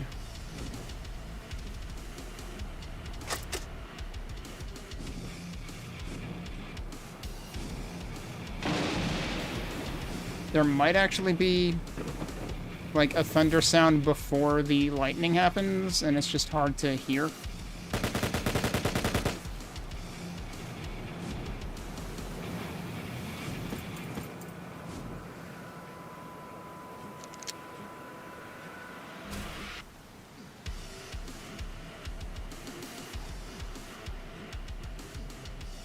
Okay, if you strafe without pressing forward, that lets you actually adjust your jump trajectory a lot more. Who is not dead? Oh, you guys.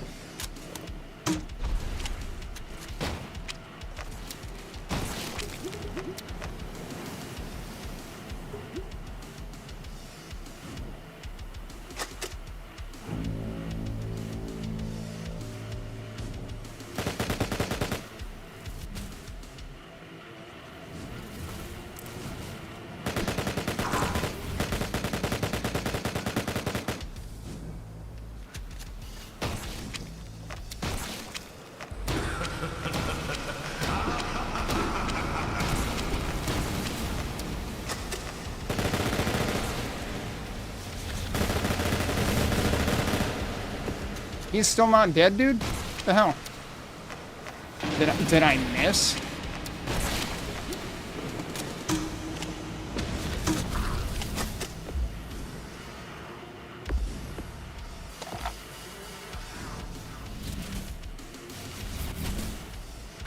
I missed. But yeah, that time I had actually missed. Oh, I wonder if they're one-shot if I get them close enough with that. Maybe charge attack is just always the play, dude. Oh, you jerk.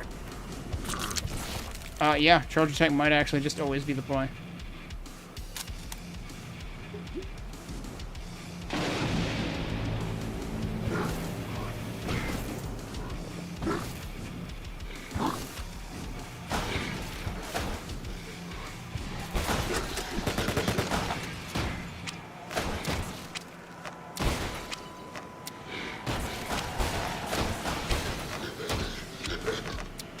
Hearing. Oh, it's these guys. Jeez, okay. Not paying attention to what's in the air.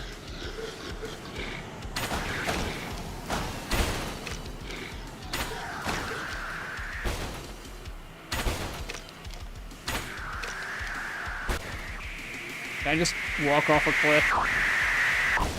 That's loud.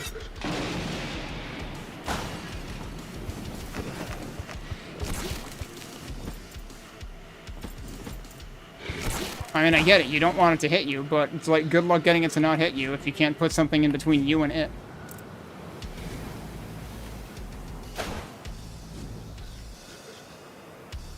You can really zoom in from that far out? Like, holy crap, I didn't realize how OP the charge attack was. It's way more OP than I thought. Like, that's definitely gonna be abusable. Like, I can do that. That seems abusable. Like, there's definitely gonna be sequence breaks with that.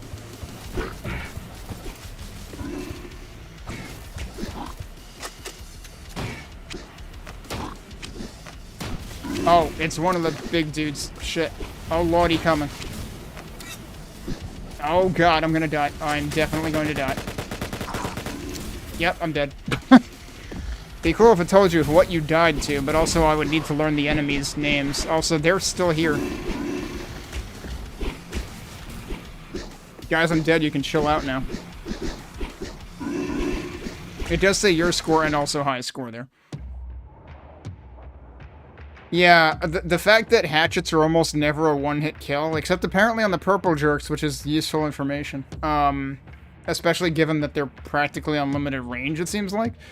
Yeah, how long did I did survive for like maybe 7 minutes that time, so that was still an improvement. But yeah, it's like, I wish, I need to pay more attention to whether there's actually an indicator. Wait. Okay, I keep expecting this to work like left and right arrows, but it's not left and right arrows, it's just a toggle. Like, you can go in one well, actually, no. If you use the arrow keys, you can go in both directions. You would expect these arrows to maybe also work that way, but they don't. What was I saying? And then I got distracted by UI things. I don't know if there's actually a visible indicator of how charged you are, in terms of, like, how charged is fully charged. Is there a level to, like, is there a ramp to that or not? But also, like, if they made it too powerful, I could see it just being, like, there'd be no reason not to use them, unless you somehow limited them. Alright, let me try this map. I don't think I tried this last time either. Alright, don't go out there, apparently.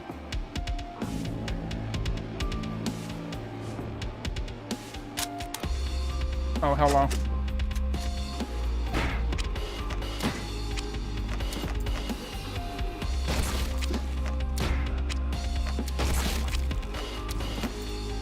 This music seems louder than the other music, actually. So yeah, it's just like that one music track is loud for, is quiet for some reason. And actually this one seems like louder than others, potentially. Ooh, what's this? This map feels very medieval inspired. What the heck? I hope I don't have full damage. It was telling me the launch pad launched me so far, it told me to get back into the arena. There is a vertical limit to what is considered in the arena. Seems like maybe a bug. Seems like you probably don't want the launch pad to end up telling people that.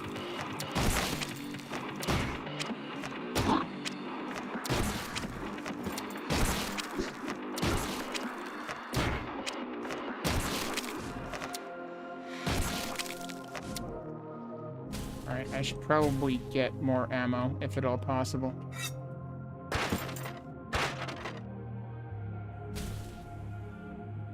Energy cells. Do I even have that weapon? Wait, what is this weapon? Oh, that is Big Boom. That's even bigger. Yeah, that's the cannon. That's bigger than the grenade launcher. One thing that I was wishing for last time was being able to actually rebind weapon keys. Because a lot of people will, like, use ESDF instead of WASD. I'm not one of those people, but I will tend to rebind weapons to keys closer to WASD rather than using like 7, 8, and 9.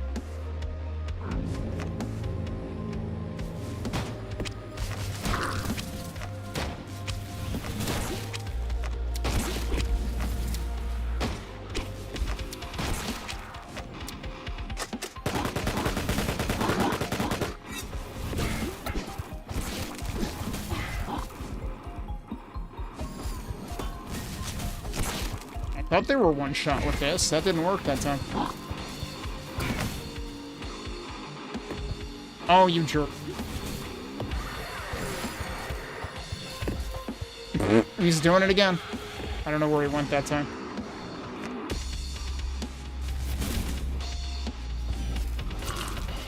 Thank you. Oh, shit. Well.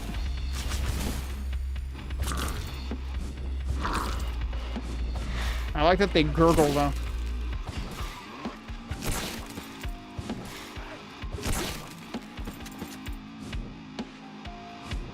Y'all got any health? Yeah, that works. So those bigger health things are 25. What did I just pick? Oh, that was energy crystals again? Yeah. I think I still haven't found that weapon, though. Uh-oh. I saw who that was, and I don't like it. I just set myself on fire, so yes, that is a thing that happens. Hi, could you die, please?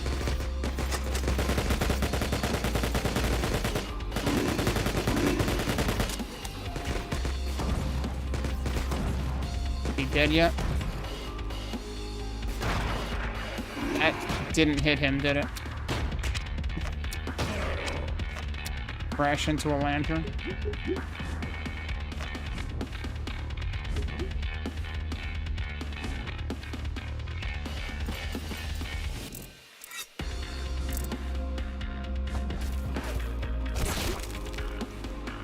I should have left that guy alive and tried farming for ammo.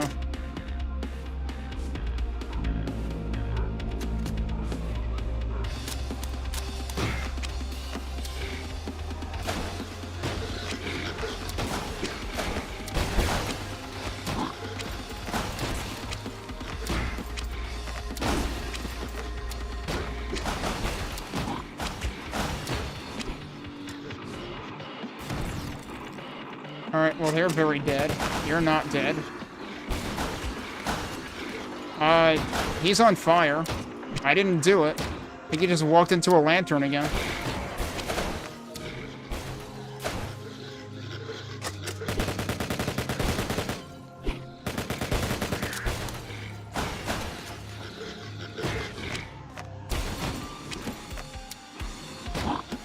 You're not dead. Thank you.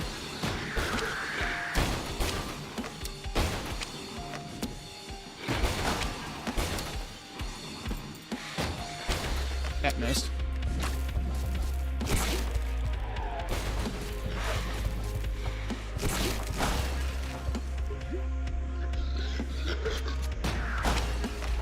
Okay. Oh, well, that's not the weapon I thought it was. I tried to switch to something else, and I guess I didn't have ammo for it. See, that would be something that would be useful for the bottom left area, is, like, make sure it shows whether you have ammo or not. Oh, good, yeah, switch me to an explosive weapon when I have non-explosive weapons. Let's learn FPS 101. Don't do that. Uh-oh. I'm gonna get timed out again. Oh, that's not where I expected that to land me, but okay.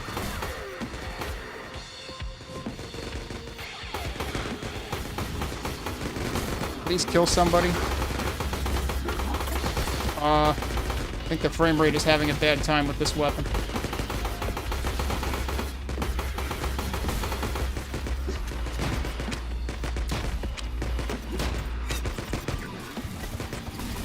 I am going to die.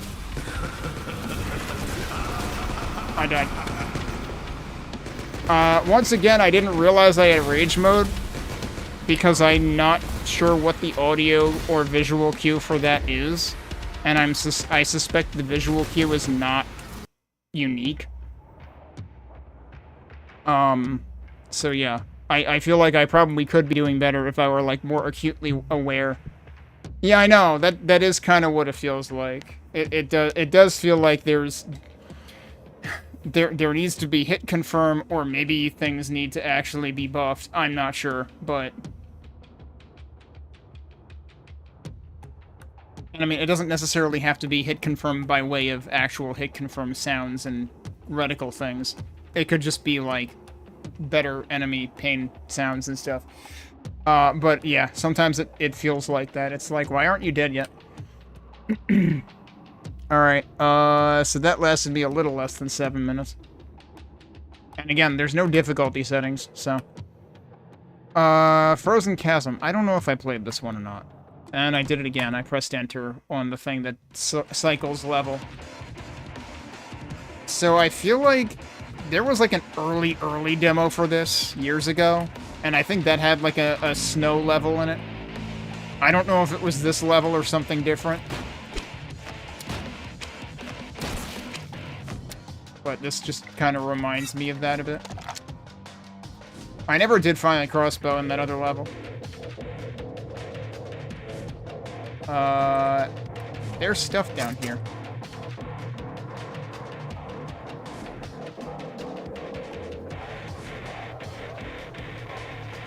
Oh, well, we found all the enemies, apparently. They're busy getting lost. Well, there's this whole cave network here. Look at this. And that's actually where they are. Cool. I didn't mean to switch to that. But I apparently didn't hurt myself too bad, so I guess it's fine. Okay, that was actually connected to down here. This really feels like a deathmatch level more than a survival, you know, arena level.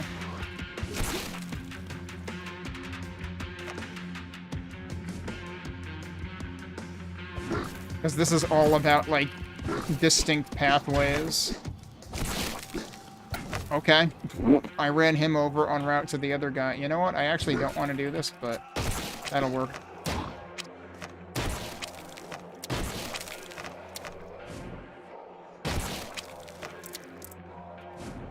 I will say you do end up with, like, a lot of shotgun ammo. Okay, that's good.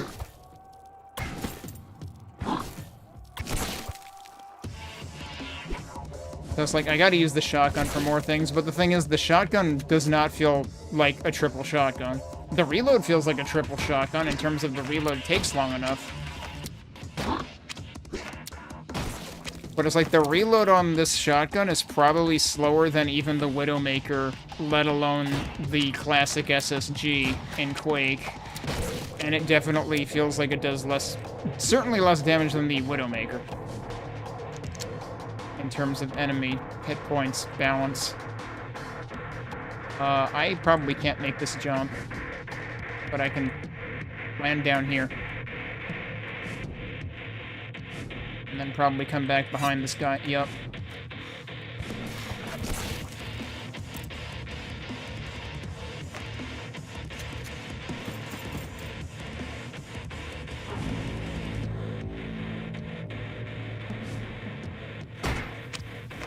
I mean, the one thing it is good for is you can point-blank one-shot these dudes.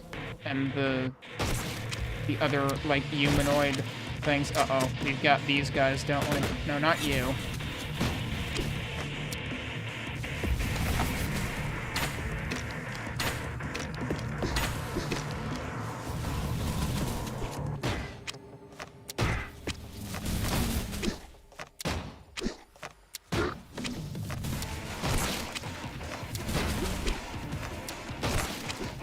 It would be, like, it feels like you should be able to take out clumps of enemies with this, given that it is, again, a triple shotgun, allegedly. I missed.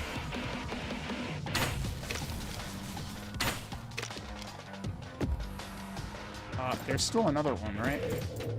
Is he, like, right above me? Yep. Yep, okay. You gotta recognize that when he's raising his arms, he's probably gonna warp. What hit me there? Also, I do have full rage meter, I think. Is that actually two of them? Oh, god, yeah, I knew it. Okay, glad that worked.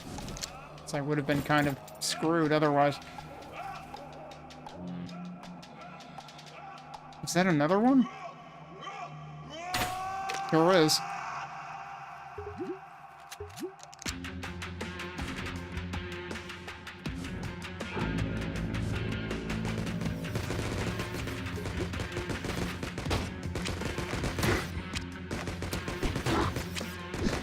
I thought I had full meter. There we go.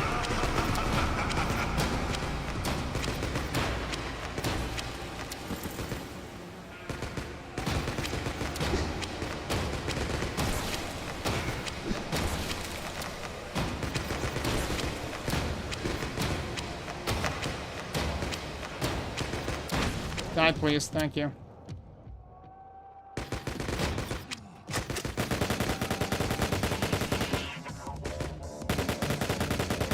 Man, there were a lot of those guys in this round.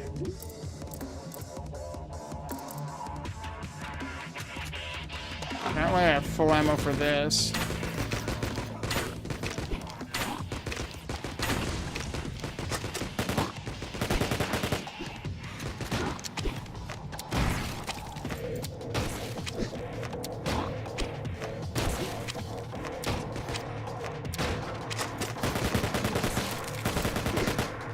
Uh-oh. Oh, okay, we're fine.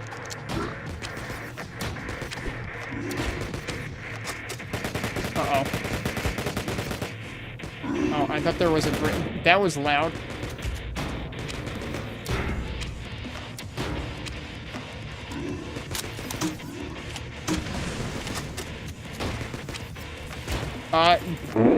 Watch out for that tree. Are you dead yet? Yeah, okay, good. Let's go pick up ammo, because they dropped a bunch of it. Oh. Where is he? He was over there. Is he still over there? I'm sorry, I can't see him.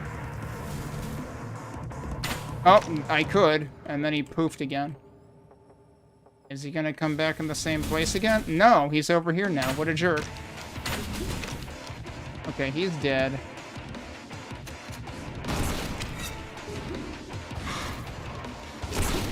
Things getting very echoey in the tunnel. Oh, come on.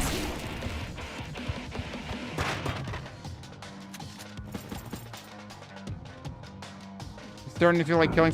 yeah, with the amount of kiting that happens sometimes, yeah.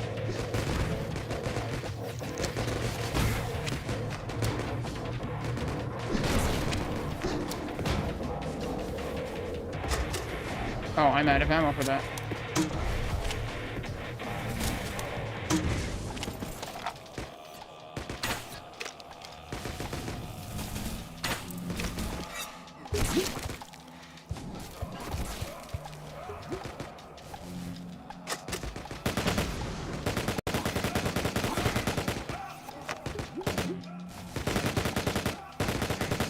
Die, please. Thank you.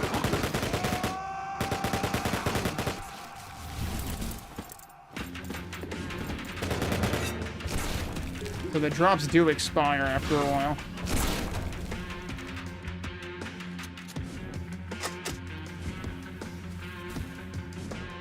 Let me guess. More purple guys. Yup.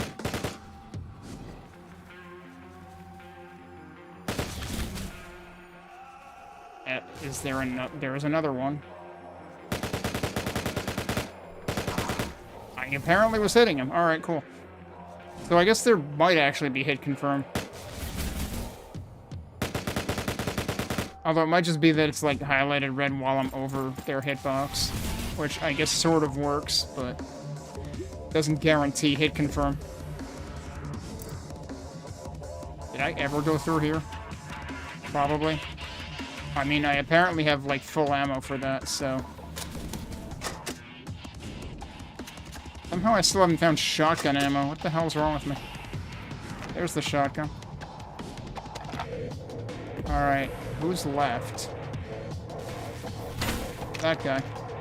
And then there's one over there. Okay.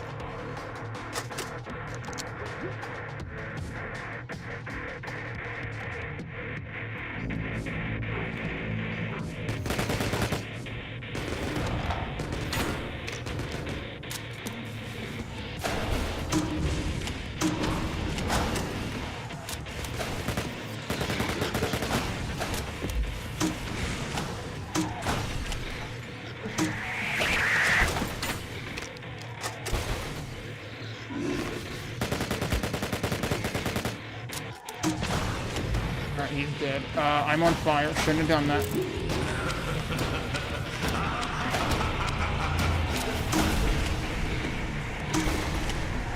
I'm stuck. I'm probably on fire again. Hard to tell you're on fire when everything's already red.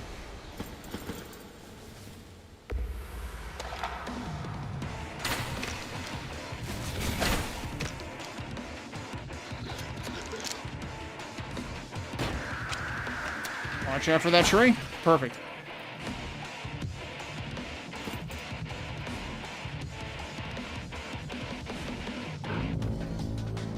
What am I looking at? I seem to be looking at a large rock with eyes.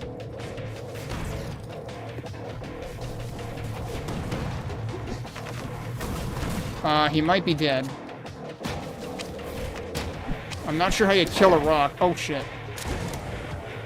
I think there's... Is there another big dude over here? Not anymore? Question mark?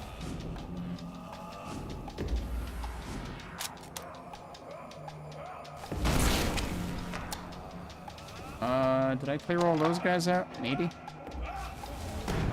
Okay. Turns out... Oh, he's dead. Alright, cool. You really can't see them when there's, like, this weird... I mean... I don't know. It's like when I zoom in, there's this weird... It's almost like I have a dirty lens or something.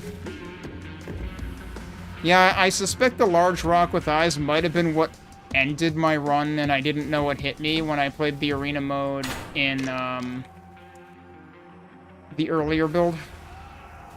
The playtest. I'm basically going by where the, like, icon is, because I can't see those guys at that distance.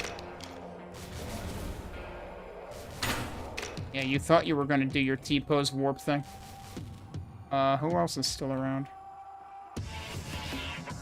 It sure sounds like this guy's been trying for the last 10 minutes. Oh, he just... Oh, does it immediately show where they warp to? That's actually funny. If it gives away their location. Alright, there we go. This is probably the farthest I've made it in any of these rounds so far, which I'm surprised. This is the last map I would have expected that to happen in. What the? Oh, yeah, I'm getting blown up, and I don't know what hit me.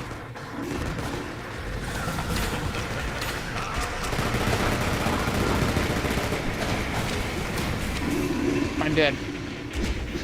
I'm guessing there was another rock with eyes. I didn't see what hit me, but I think it was either them or the big chonkers. So that's basically the kind of thing that happened to end my my arena run when I tried the previous demo. So still has the same problem of like, I have no idea what the fuck hit me. It just suddenly ended. Alright, so we did 3 out of 4, right? Whoops. Yeah, and Proving Grounds, I think, is the one that looks like the... It might be that this is, like, one of each biome. Islet of the Tempest is probably sort of supposed to be resemblant of the biome that the second level we played of the campaign was, and I suspect that Proving Grounds is, like, the starting area. I pressed enter and it switched level again. I keep doing that thing because that's what I expected to do. Yeah, this is the arena I remember trying. That probably also ended to a rock with eyes in the previous build I played. Yeah, so this is the one that has like really, really quiet music for some reason.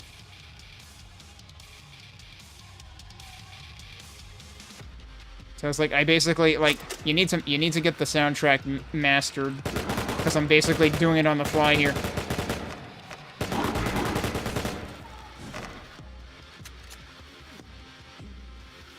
I can't get up there.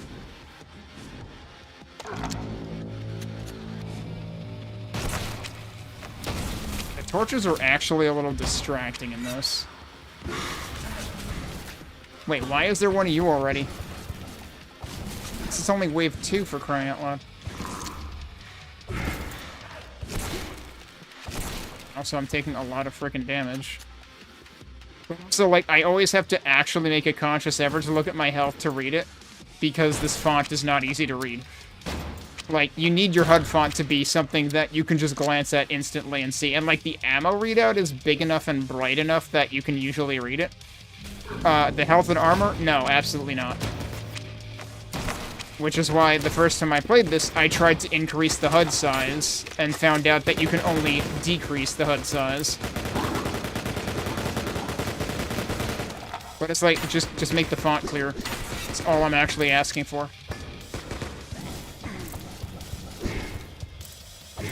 also I'm out of ammo for things, and I need to not be out of ammo for things. Okay, I have plenty of ammo for this.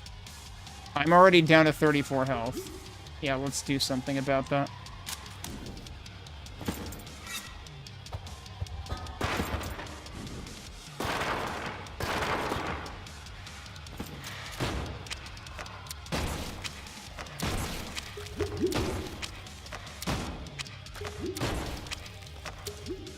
Oh, we actually dropped like a slightly big health. Now my health is fine. I'll see if it stays that way for any length of time.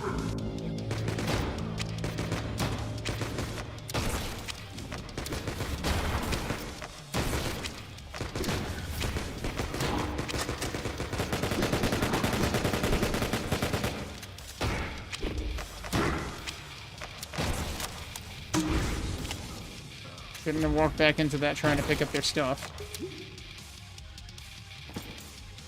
Did they even drop any stuff? Oh yeah, they dropped loads of stuff.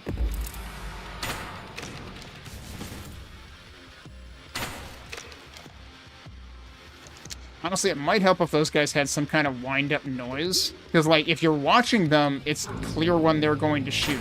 If you're not watching them, you're just going to get zapped. I swear I shot you first, but okay. Well, I just accidentally shot him from behind something, so that was kind of neat.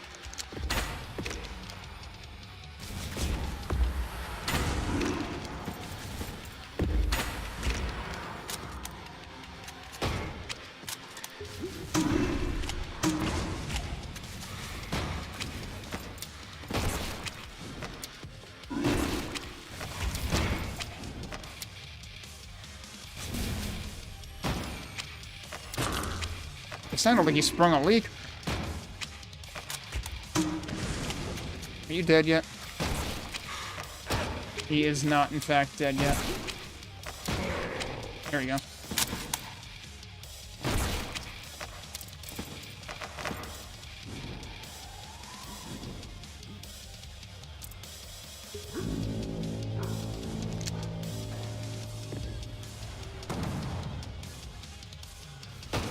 Is it time for booms?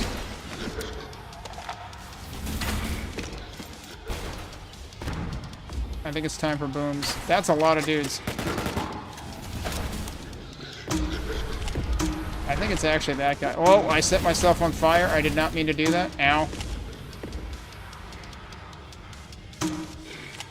That did not work. Oh, we got the flying dudes. The flying dudes make a laughing noise, and then I have to remember to look for them. Bonk. I like how they're just instantly bonking into stuff.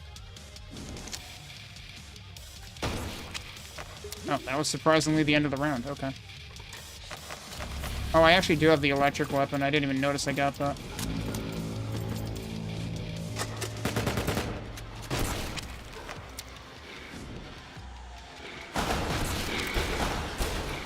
What is going on, dude? That's a lot of guys.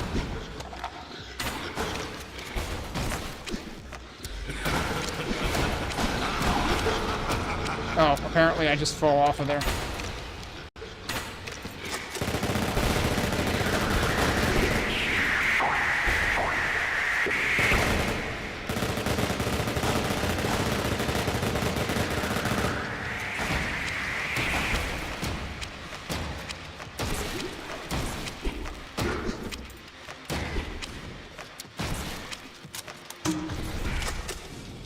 Okay, well, they're all dead. Yeah, they were apparently, like, still busy dying. Problem is I can't pick up their stuff right now. There we go. Why does it seem like the brightness never really restored to normal? I don't know, maybe this is normal. Hi! Yo, could you stop doing that? Alright, I think the eagle has landed. Wait, there's another one. I just set myself on fire by jumping through a torch backwards. I could not possibly have planned that.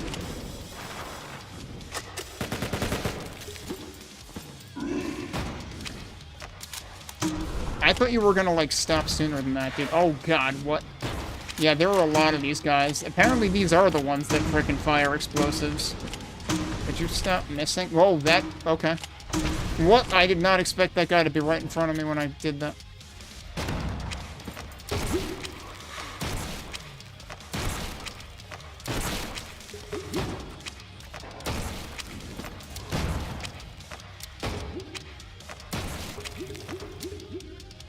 Oh, hi.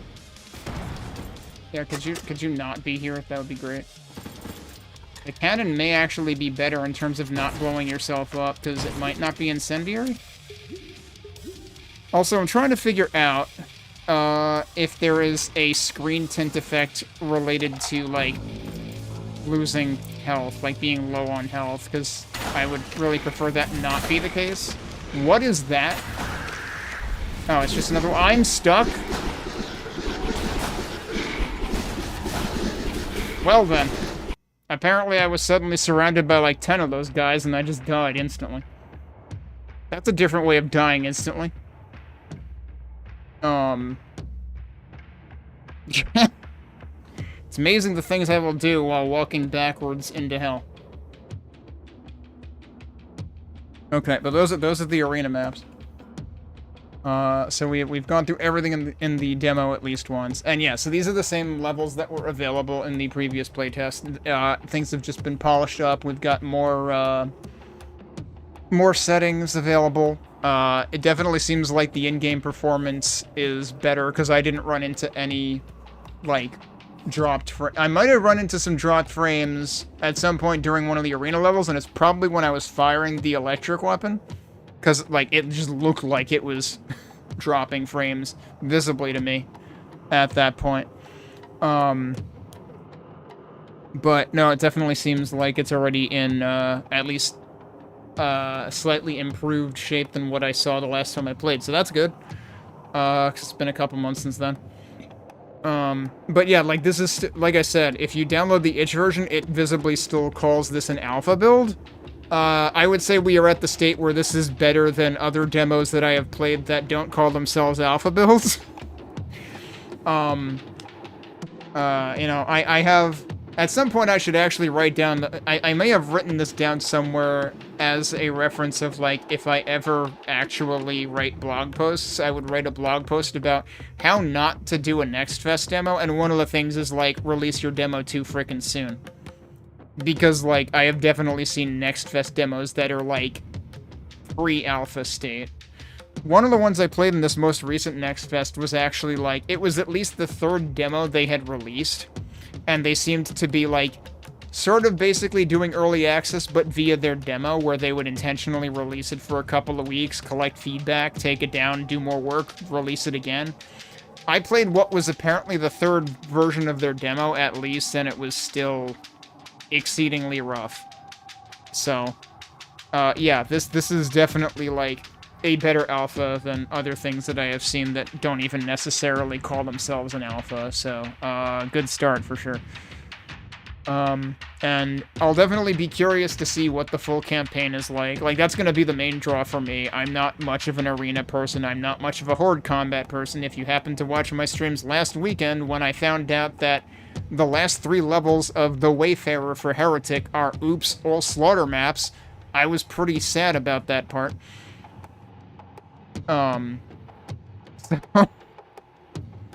But yeah, if you do like, you know, like the Horde mode that was added to the Quake remaster and stuff like that, well, you've got arena mode in this, and apparently you've got bounce pads in at least some of the levels.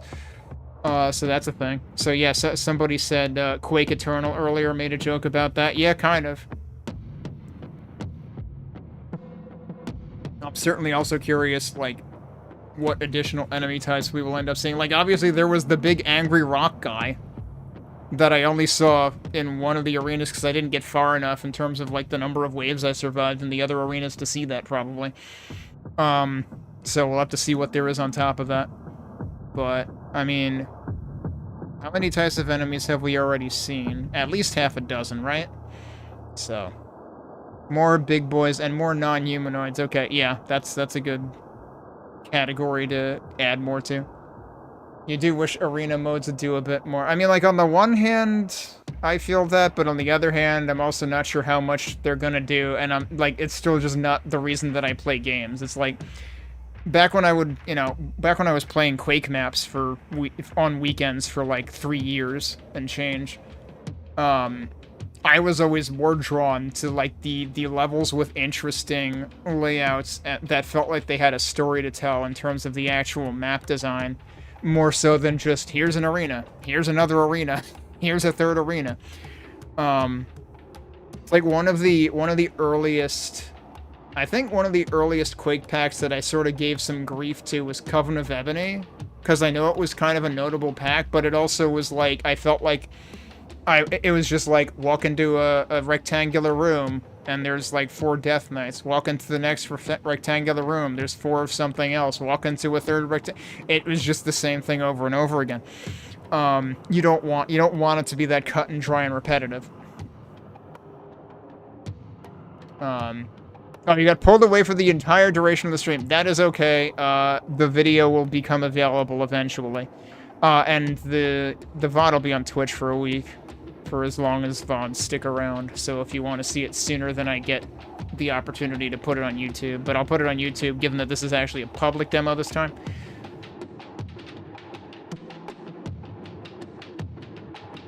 Yeah, I mean, like, there are definitely some Quake mappers that I've seen that like to do arenas. Good Quake mappers can do both. Like, one of the levels that stands out to me, I mean, like, there are several levels that stand out to me, and there are more Quake levels that should stand out to me, but I've played too many of them, and it's been like 3 years since I've played most of them. But one of the ones that stands out to me is the map that Mazu did for episode Enyo. I mean, Mazu does good maps in general. Some of them are, like, ridiculously, unbelievably large and long, and, like, if you don't like maps that are going to take you hours to get through, then probably don't play Mazu's maps. But, his map in episode Enyo is probably one of the shorter ones he's done. And it has a really interesting arena in it that, like, morphs multiple times. It's like, you remember the Terraformer from Doom 64? It's like that, except like it's between the phases of actual combat. It feels like a level out of Assault Android Cactus, and that is about the highest possible praise I can give your video game, because Assault Android Cactus is like top 3 indie games ever for me. But yeah, either way, thanks for hanging out, Athletic Arisato. And thanks to Corzadin, who is also Hellforge people. Corzadin, the lead developer for Relentless Frontier, which I'm a big fan of, and also, I guess you were effectively the lead level designer, I guess, for Project Absentia. You did a lot of level work for that.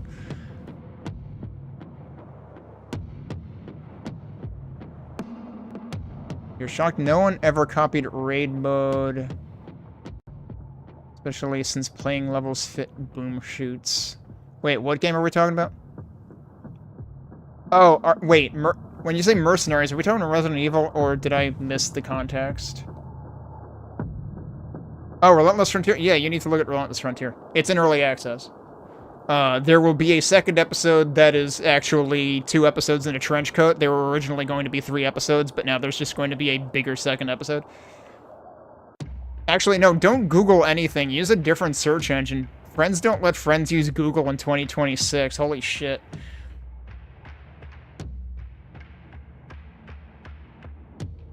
I'm still using DuckDuckGo, but that's probably not the best choice anymore either. I know they're not in the clear. I use noai.duckduckgo.com because that's what, like, always turns off all... Like, you can... If you're using cookies or whatever, you can go into settings and turn off the AI stuff. But if you're, like, going into, like... If you ever do a search in, like, incognito mode, like, it's not going to remember that because it's a new session. So, set your search engine to noai.duckduckgo.com so you never get that crap. Trying to think what other search engines are strong now, because, like, there was searching, or SEARXNG, but I think that has LLM generated commits now, so now that's kind of like but searching was like a sort of an aggregate. There are several it's one of those things that there's like multiple instances of that different people run, and it actually like collects across multiple search engines, but they also get flaky sometimes. Well, I mean, DuckDuckGo is Bing in a trench coat. We're just putting everything in trench coats now. But that's what DuckDuckGo uses under the surface is Bing search. I know Quant is a thing. I forget what they did that was like, eh. And I also forget if that's also actually just Bing. Like, the problem is so many companies do, like, shady things that you just lose track. It's like, I need to fucking just have a text file or, like, a personal, like, Tiddlywiki or, you know, one of those, like, local-only wikis that just has, like, okay, I need to remember what X company did that was bad and why I am suspicious of them now. And just start filling that in for every damn company. But also, it's 2026 and I'm tired and I don't feel like doing that. Yeah, no, Relentless Frontier it has some really fun movement tech if you want to speedrun it, actually. Do I have that locally? We're pretty much done looking at Ivor. I could boot that up for a couple seconds just to show it. But yeah, no, what we're actually... yeah. What we're here to talk about tonight is Ivor. And I've already kind of said my spiel about, like, it definitely... like, I can tell there have been improvements since what I played a few months ago, which is a good sign. And I am definitely interested in checking out the full campaign when the full campaign exists. Like, obviously, like, there's still some points of feedback that I had last time that I still have this time. Still places where things can be improved. But like I said, if you look at the name of the file that you download on itch, it's literally still advertised as an alpha, so cut it some slack. They're still early in development, presumably. So... They've got time to improve things, and as the developer was saying earlier, they've already started poking at Steam Deck also, because they're interested. I think the way they put it was like maybe for 1.0, maybe even post 1.0, but they're interested in like getting it, making sure it runs well on Steam Deck eventually. But yeah, if you're interested, if you've ever said to yourself, look, I like these Hellforge guys, but I'm sick to death of UZ Doom games, give me something else, look at Ivor. Actually, Coven isn't UZ Doom either, right? So, like, also potentially, I have not looked at Coven. I feel like I need to look at Coven on principle, even if I'm not sure if I'll like it, just because, like, the developer is clearly based, and I should probably be looking at Coven on principle just because of that. Actually, does Coven have a demo? I don't know if Coven has a demo. We're just going to talk about all of the Hellforge things right now. Yeah, Coven is also not UZ Doom. So if you want Hellforge-related projects, you know, that Hellforge is publishing that are not UZ Doom, you've got a couple options there as well that happen to have, like, very few letters in their titles. Well, yeah. See... If UZ Doom didn't exist yet, it might be considered less heresy, because I think everybody had been, like, side-eyeing Grafzal for a while now, but now that push came to shove, and Grafzal went full slot bro, and it's like, okay, that's it, we're forking.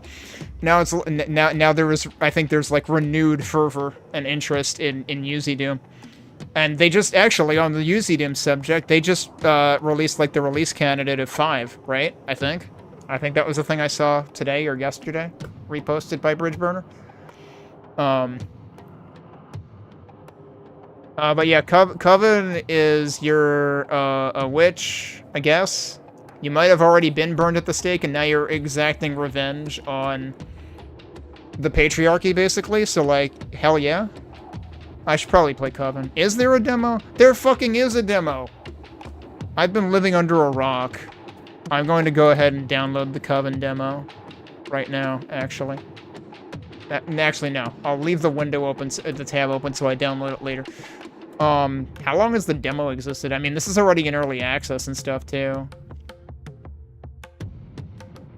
You forked early on because of the graph side-eye? Was that sort of, like, part of the impetus behind Griddle, actually? I assumed that there were other technical reasons to want to fork anyway.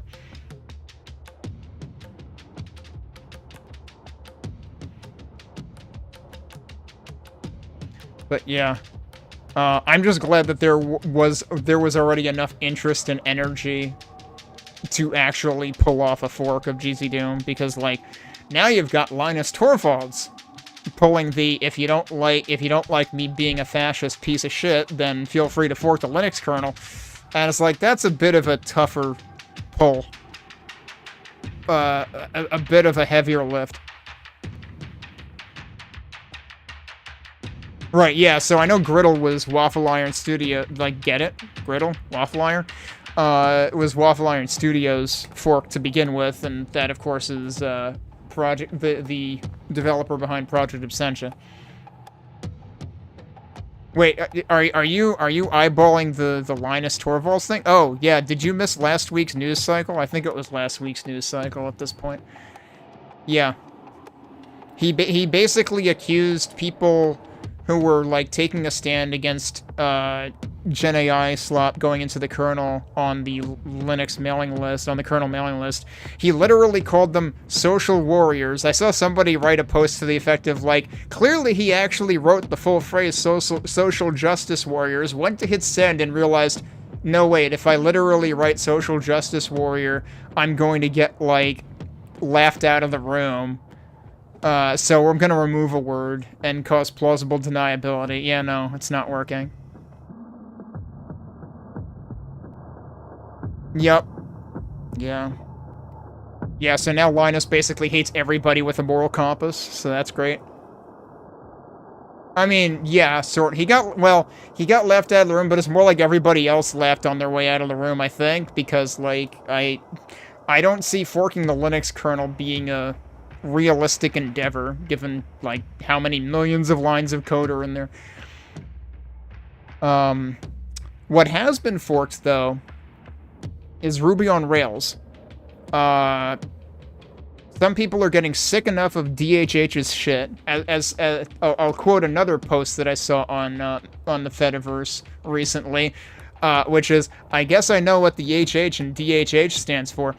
DHH has... people have gotten fed up enough with DHH and his, like, utterly fascist, unhinged, right-wing nutjob, nationalist rhetoric on his blog, that they're like, enough is enough. We need to, like, we need to wrestle away Ruby on Rails from its owner.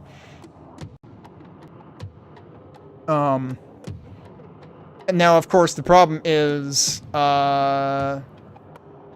various companies have been seen, like, supporting DHH, because don't forget, DHH has a Linux quote-unquote distribution, which is literally just, I forget if it's Arch Linux with his own .dot files, and that's basically what it is, which is Omarchy. I don't even know if that's the right way to pronounce it. And Dell has been seen supporting that or bundling it with systems or something, so, I mean, if you didn't already have enough reasons to hate Dell, I guess. Framework, known for, like, very hot swappable, componentized, like, laptops and stuff.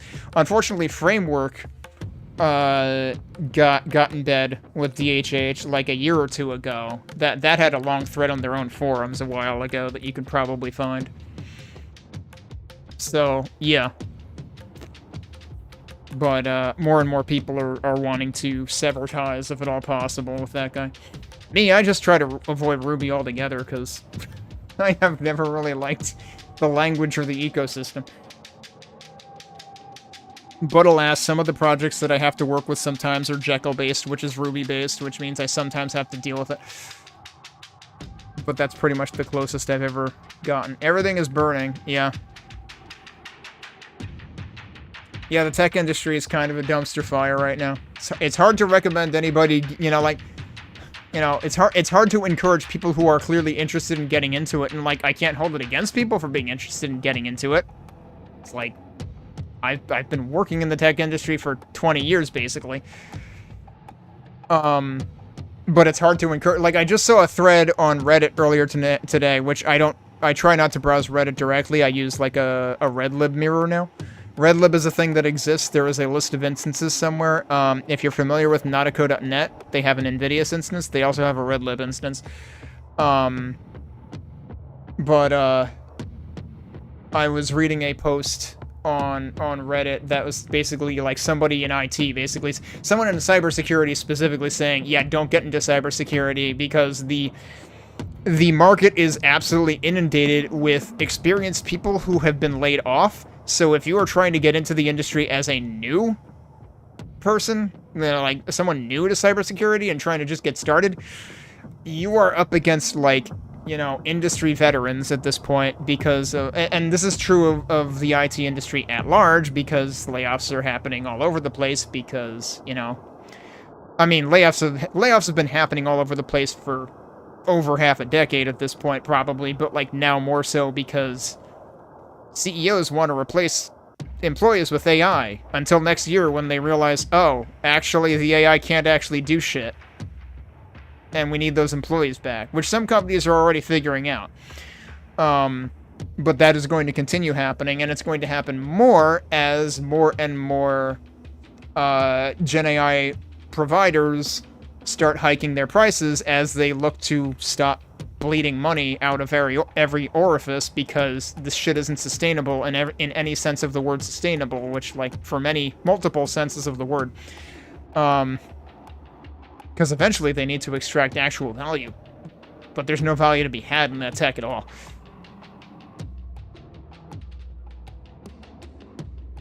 Right, yeah, exactly. Like, that is going to be one of the reasons that rehiring happens, is because eventually it will literally be cheaper to hire people at the rates you were hiring them at before.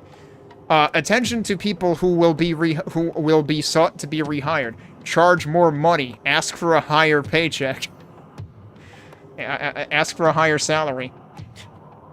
Now is your chance. It's like, oh, you think you actually need me now? All right, cool. Fuck you. Pay me.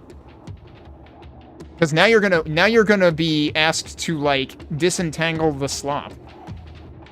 You cannot possibly be, like, realistically, they cannot possibly pay you enough to get them out of the situation they've gotten themselves into. It's like, at one point in my career, I worked full-time at a company that did consulting to other companies, and, like, the kind of code that you had to work with. Ideally, we were sent in to rewrite things, and ideally that's what you will be hired to do, is rewrite things and not worry about the slop, but you might have to reverse engineer the slop, and boy, is that going to be a ride, because you won't know how much of the slop is actually intentional versus accidentally doing things that weren't supposed to be done, so good luck. So yeah, get as much as you can worth.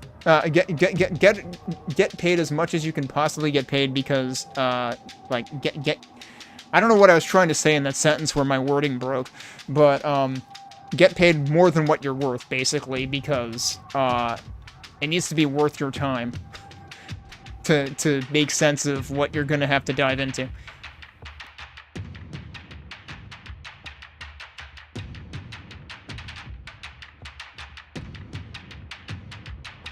Well, if you mean hustle in terms of, like, I'm not... Usually when I hear the word hustle, that's about, like, basically, like, being busy all the time and, like, talking a big game and whatnot, but you're saying it in the sense of, like, actually market yourself. Maybe do some cheeky unionizing. Unfortunately, companies really still push hard against that. Good news, ProPublica's union, I think, just made some serious progress and got, like, pay raises for everybody who was under a certain... Like, they basically got, like, an insured minimum salary level. They got insured, like, a certain amount of severance. They got some good stuff. They got, like, allegedly a seat at the table for, like, talking the company down from some of the Gen AI bullshit that they're planning on doing, which they have really not had enough say over. It'll remain to be seen how well that works out, because, inevitably what ends up happening is, like, companies will say a bunch of shit is impossible, non-negotiable, they won't do it. Eventually, enough crap hits the fan because workers go on strike, and it's like, oh, we actually need them. I guess we should, like, give them what they want. But they will still absolutely go kicking and screaming, and, like, they will pull shit at some point. Like, I fully expect there to be layoffs at some point. That's like, yeah, we're actually gonna, like, try to get out of paying these people anymore. So union might not necessarily be the absolute first step as you're just trying to get your foot in the door, but, yeah, if you can demand that sort of thing, or if you know that they're, like, hiring a bunch of people at once or something, it would be cool to be able to organize something right off the bat, yeah. Anyway, I was gonna show Relentless Frontier for a couple of seconds, since we're pretty much done looking at Ivor, just to show what can be done in Relentless Frontier. I'm pretty sure I still have it installed. Yeah.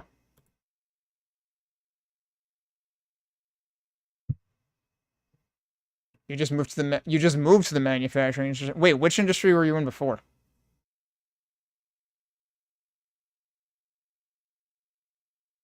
I mean, there's definitely plenty of people like trying to get out of the tech industry too. Trying to break into game design. Ugh. Like, that's even worse than IT at this point, I feel like, because you see studios that are just like, okay, this game's done, fire everybody. And then give the CEO, like, $30 million in bonuses. Which it's like, you realize you could have, like, kept all those people employed for multiple years, probably, if you hadn't done that. Like, EA just did that, I think. With the newest Battlefield or something, right? And then, like, it's like, you gave your CEO $30 million extra dollars. What the fuck is he doing with that? He can't even get himself a functional fucking haircut. You know how many of those he could get with $38 fucking million? Fun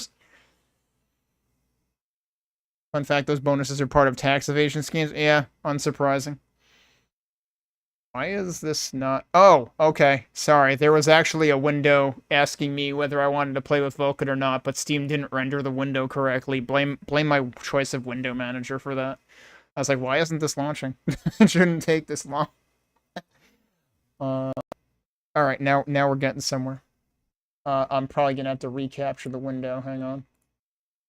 Boink. Yep.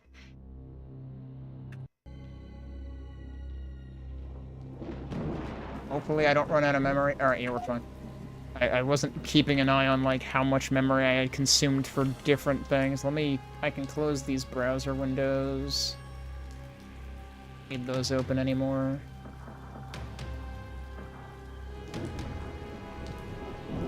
Now you get a bunch of benefits. You work machines. You get paid way more. Way more. Oh, okay. Oh, are you saying you were trying to break into game design before? Because, yeah, geez. Then you go home and you do game design. Yeah. Also, you're in better physical shape. Yeah, it's a mood. I should honestly... One thing I was reading was, I know a guy, Clage, who was doing full-time streaming and went on hiatus because he realized he was burning out. And it's kind of sad because he had just debuted a new VTuber model, which I was super hype about. Clage is really good people. I will go ahead and give him a shout-out because he did recently announce that he's planning to come back on weekends, at least. But I'll go ahead and give him a shout out. He is what he had tried to do right before he declared hiatus was he was trying to improve his speedrun times for various categories of Castlevania Bloodlines, which, like, he is the world record holder of, like, all of the categories, or if he's not, he's capable of it. And he has been in the past, if he isn't still. So he's really good at it. The problem is, it's very RNG heavy in a couple of places, and there's just so many things that can go wrong that, like, it's the kind of run I would never do because I wouldn't have the patience for it. But where was I going with that? He's thinking of coming back on weekends. There was a reason I brought him up, though, and now I can't remember. Oh, right, he said since he's been on stream hiatus, he has been walking, like, forget if he said 5 or 50 miles a week. He might have said 50, and I was like, holy shit. Like, I don't think I could ever get myself to do that much walking, but I have thought about, like, I should do some more walking. Yeah, RNG speedruns are something I never want to do, basically.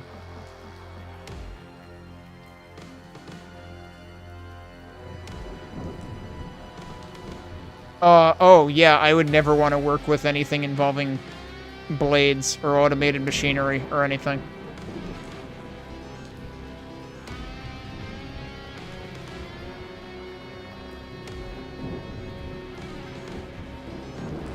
Ugh. Yeah, Reagan is to blame for everything. Alright, let's, let's sort of do quasi-speedrun things, I guess. I'm not expecting to do a full run. Oh, I should... Hang on. I should actually, like, change my game title.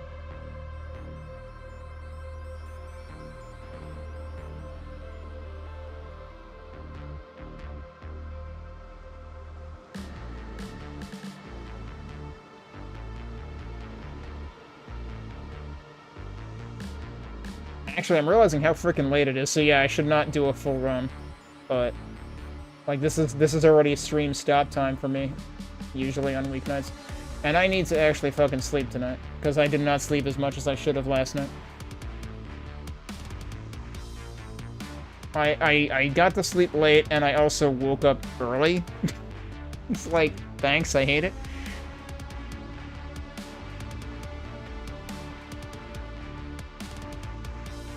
Okay.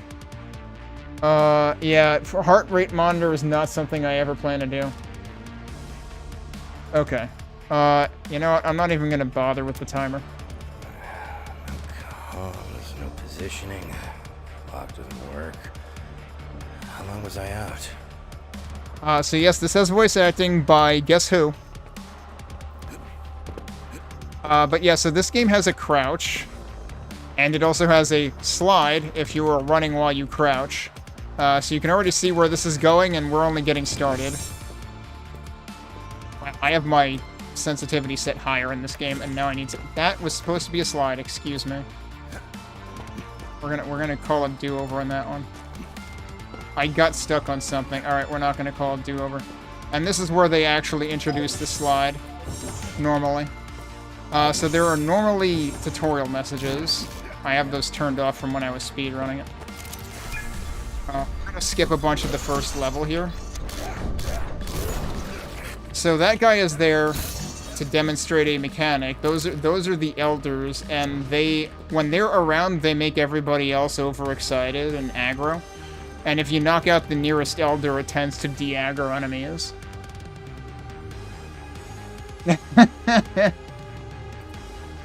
Yeah, it's the same voice as the Juggernaut and Sulaco, and the announcer in Reclamation, which I like to call Reclamation, and I almost accidentally just called, like, Reclamation. I don't know what the fuck I'm doing now. It's 11 p.m.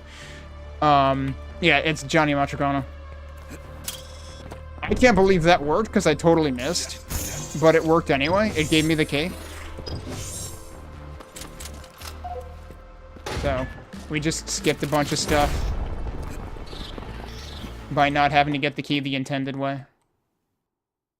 So I'm just going to show off, like, some of the speed tech. But to really show off speed tech, I need to get the dash ability. And what we get first before that is the double jump ability. So this game does have Metroidvania aspects, and that was, like, the first cool thing that, like, drew me towards it. Is, like, the demo of this game is basically, like, the first... I guess 3 1/4 levels of the campaign, but there is so much backtracking you can do within the first 3 levels. Like you can spend multiple hours on the demo. It's hard not to work with him. He's a nice dude, and you like his voice. But yeah, this is a Metroidvania FPS.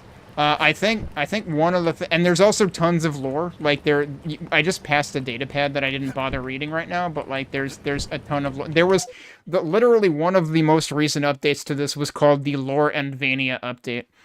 And I think Corzadin, am I right that like you're still planning potentially to have a little bit more backtracking potential in the back half of this episode? The weather, right, that's true. If you go forward and then backward again, you will actually get different weather. Wow. I am it's late, I'm tired, and I'm out of practice. Also, yeah, there's totally a thing over here. I'm pretty sure I should be able to make that without having to wait until later. Yeah, there you go. You just need to... I just needed to, like, do it closer together, I guess. Yeah, you get more of a burst of speed the sooner you jump, I think.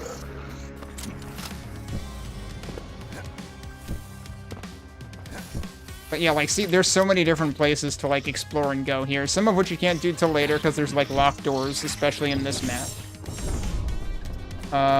A thing is gonna land here and shoot at me, and I'm not gonna wait for it. But we can, like, look back at it and say hi. Yeah, see that thing? I don't want to fight him.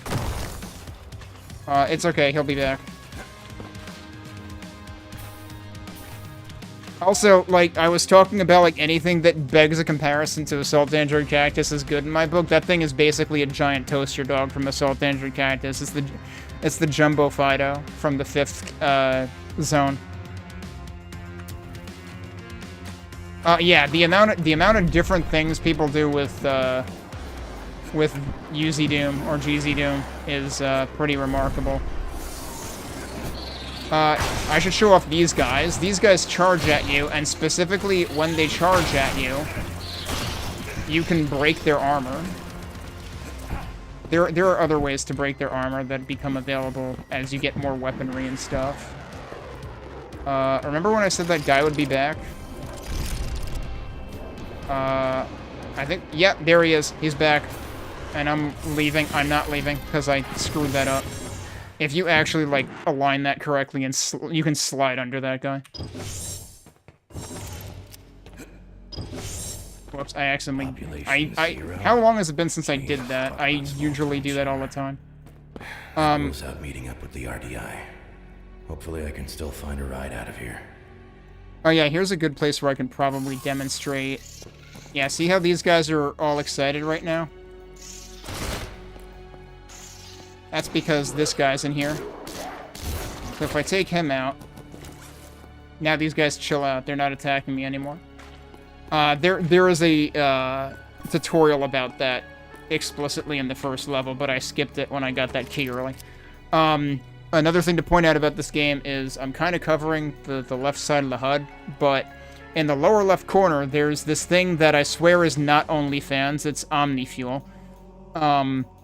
Which is a, like, flexible resource that you can use to give yourself health or armor or ammo. Which is what, there are 3 icons to the, sort of to the right of me. I'm covering the health one, kind of. But that's what those represent, and they show you, like, the exchange rate, which varies depending on, like, which weapon, which ammo you're using.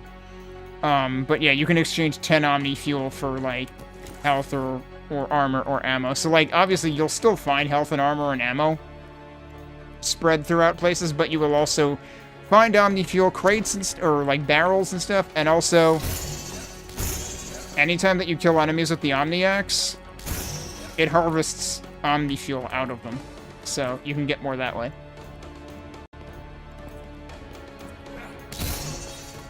I mean, I could also show off Assault Android Cactus after I show off the dash here.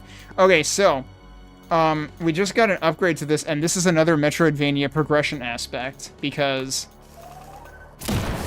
now I can open those, and if I wasn't rushing through the second map at breakneck speed and skipping everything, we would come across 1 or 2 of those in the second map, so that's another thing that gives you opportunity to go back for stuff. Alright, we're about to get dash right here. I'm gonna skip a bunch of shit right now.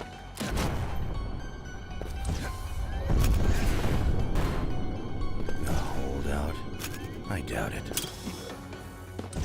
And now that I have dash, I just did a classic Doom press a switch through, like, from the lower floor thing right there, because it's possible on that one.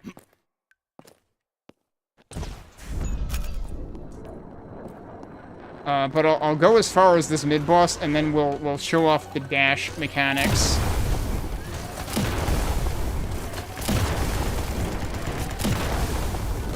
Alright, you're exploded. What a waste of I don't even have to fight the mining mid-boss to show it off, because I can just do it here. Battle recent, main gate open, corpses absent. And if I recall correctly, the demo, like, I think the demo fades out right as you get to the other side of this, so you don't actually see the mid-boss. Remember a few years ago you saw someone make a Metal Slug-looking 2D shooter on it, and... I mean, yeah, there was, like... Isn't there, like, the Mega Man thing with it, too? But okay, let's show off the dash. So, like, this is our regular running speed. That's your dash. And so, like, this is actually a good example. You can hear that there's an audio cue when the dash recharges. There's also a visual cue on the right side of the screen. So, like, this is the kind of thing... The audio cue, especially, though, is the kind of thing I was talking about before with IVOR. Is like, it would be cool if there was an audio cue for the dash recharging, maybe. They do have a visual cue around the reticle, technically. But okay, so this dash is well and good, right? But like, can we dash more though? So remember we have a slide also, and that goes a decent distance. Like if I let go of forward, you can still see how far it goes. But what if we put both together? Well, then that happens. So what if we put that and jump together? Well, then I can jump like across this entire area. Oh, I bonked a barrel that time. But yeah, so you can do some ridiculous shenanigans with dash. With basically literally what I do is I bind crouch and dash to my side mouse buttons so that I can I just make it a rhythm. I just like press my thumb on one button and then the other button. That's how I speedrun those. Because, like hell, I'm gonna do that with control and shift. That would be a nightmare.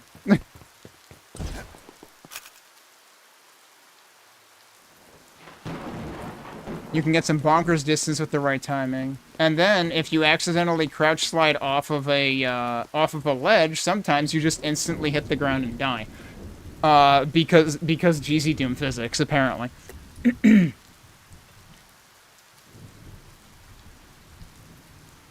So I have to consciously avoid doing that in the second half of the episode. But yeah. Alright. I'm not gonna spoil the mid-boss or anything. I forget, Corsidon, does the game seriously, like, fade out as you hear the mid-boss honking in the demo? Is that how it works? Or do you actually get to see... You might get to see it. I forget if you get to see it.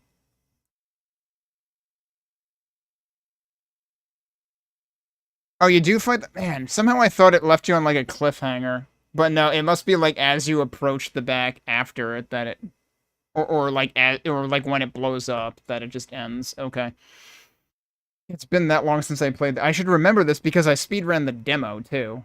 Alright, let me boot up Assault Android Cactus to show some of the things I'm comparing. So there were two things, right? There's the giant toaster dogs, comparing to the Bête Noire in Relentless Frontier. But then what was it that I wanted to compare to in IVOR? There was something I brought up there. And now I forgot what it was.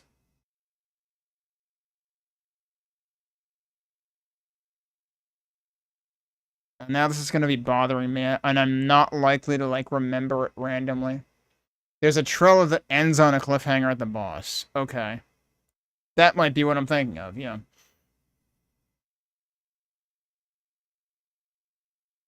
I should have genericized my stream title to showing off... That was loud. It's good music, though, so...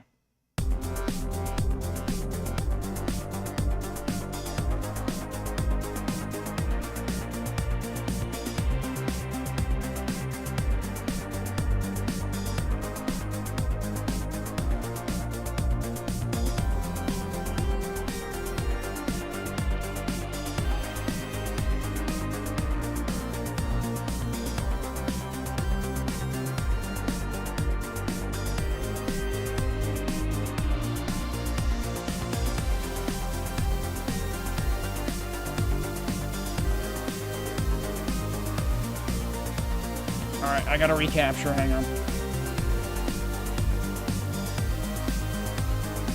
And then I should probably dial down the volume to match my other games, actually.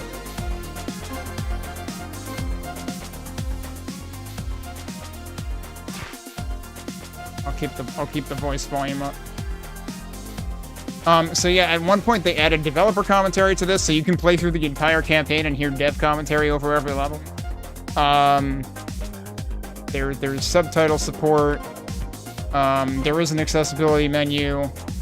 This has an inverted fire menu so that you don't have to hold the fire button down at all times. And this is a twin-stick shooter, but you can also play it with keyboard and mouse. It supports up to 4 players locally. You've got color filters, you've got enemy hit flashes, which you can actually, like, reduce. Because, like, for big boss enemies, hit flash can actually be kind of a lot. So I like that that's a thing. You can turn off screen shake, I think... Okay, there's events in default. I forgot if there was, like, a reduced or not. I forgot that automatic aim was in here. Revive assist is so that you don't have to mash buttons to revive faster.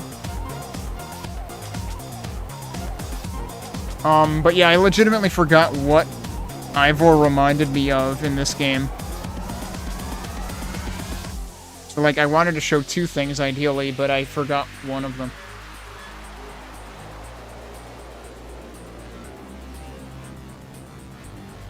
I'm gonna have to, like... Yeah, I don't remember if... I don't think it was an enemy. I thought it was, like, I thought it was actually a design thing or an option or something.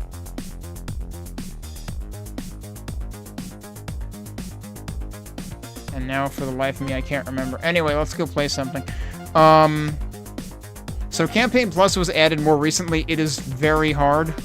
It is intentionally very hard. It's basically a thing that, like, the top 10 players of the game would always, like, almost jokingly ask for, and never expected the developers to do. And they did it when they released the game on Switch. And then they added it to all the versions. I think it was when they released it, because I think Switch literally got Assault Android Cactus Plus. It might have been Switch and also, like, Xbox One or something. But yeah, you've got multiple playable characters. Each one has different weapons, different playstyle. I'll just go with... Let me just cycle... I mean, like, I'm spoiling the characters because some of them are unlockable, but let me go through the characters just to see if I was thinking of a specific character thing. I seriously don't remember what I was thinking of.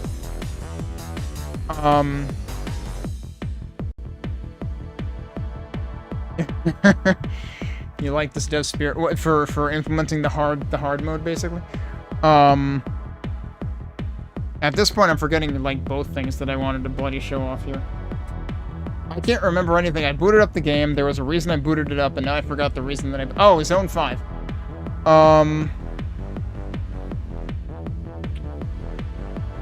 Okay, what's specifically in Zone 5, though? Was it a specific level?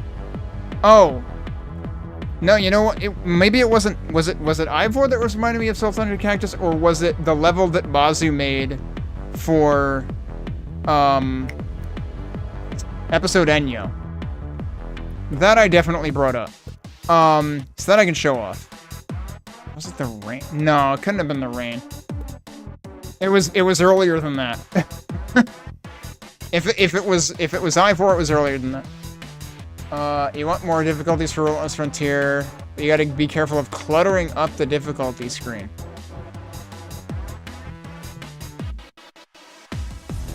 I feel like there's room for at least one more, but...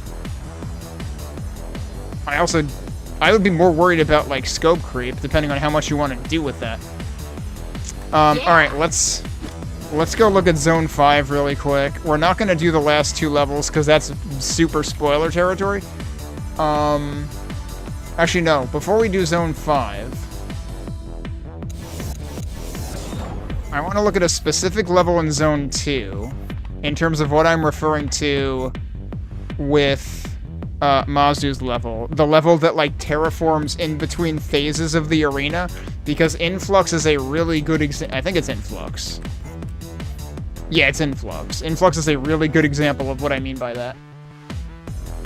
Frontier for hard with half resources, then Relentless Frontier, which is relentless with... Oh, good grief.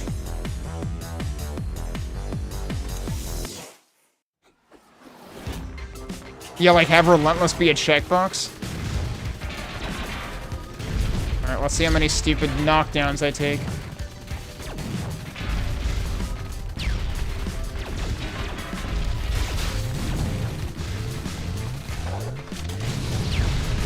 God, I didn't even see that mine. Battery here. So, the battery mechanic in this is a timer mechanic. Oh, I lost the power-up because of the terraforming, but that's the terraforming I'm talking about. You will not lose batteries to terraforming. They made sure of that, but power-ups can totally just get wrecked. Battery over here. Mini toaster dogs right here. That's what I wanted to show off was the toaster dogs. Right. That's what's in, so these are the original toaster dogs. But the big toaster dogs are in the 5th zone. That's why I need to show the 5th zone. Battery up. So yes, that was an enemy. The Relentless Frontier thing connection I wanted to show off was an enemy. Weapon max. Oh, that was bad. Firepower. Battery over here.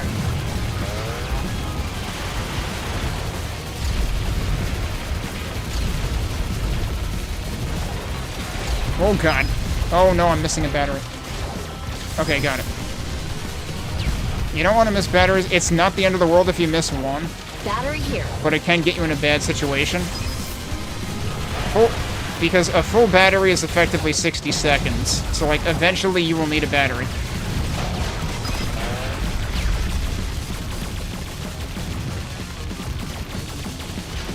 Firepower. Battery up.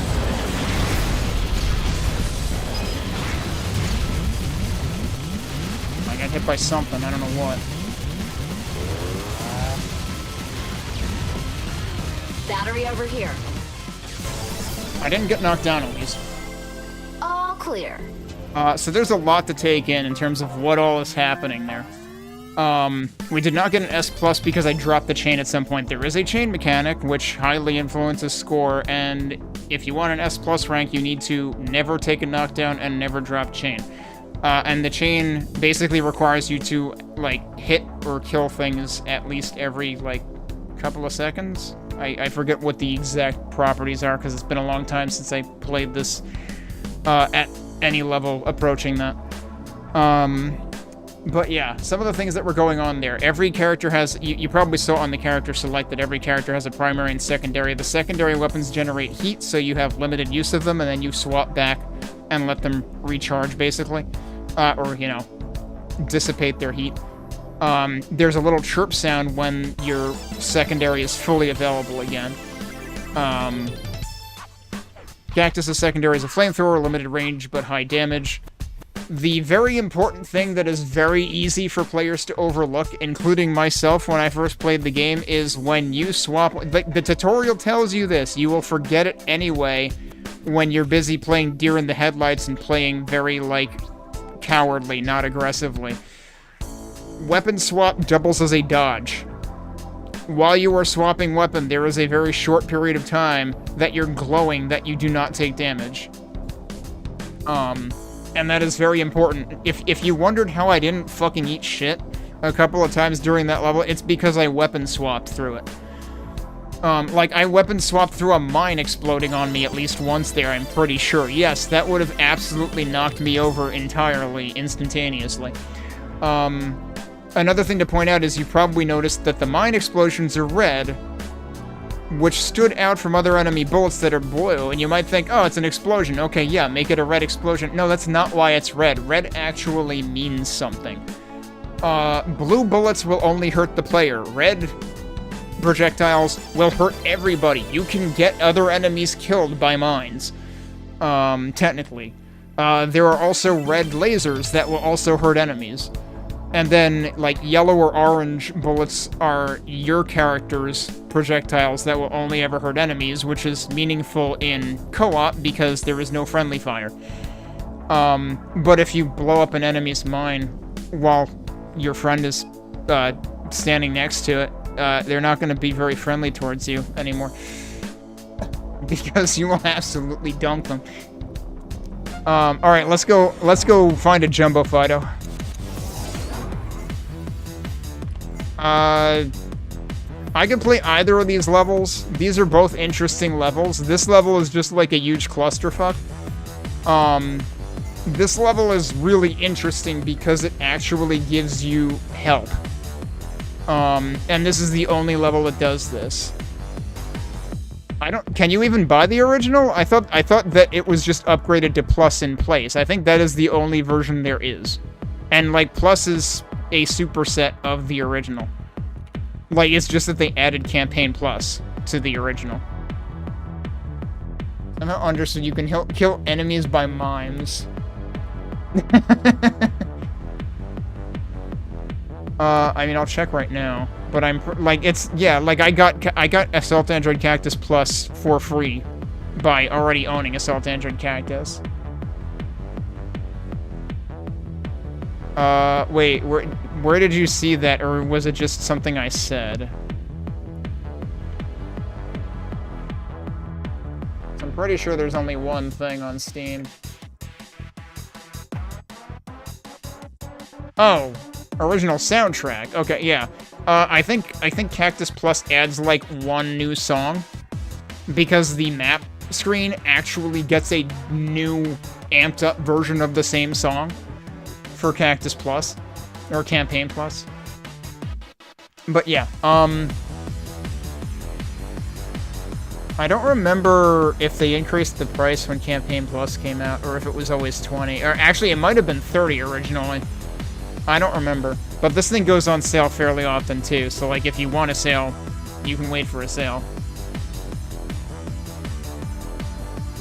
But, if you like score attacking and stuff, or speedrunning, and want to do either of those things with this, like, there are people who have played this game a lot more than I have, but I have played this game for 326 hours, so... all of which was several years ago.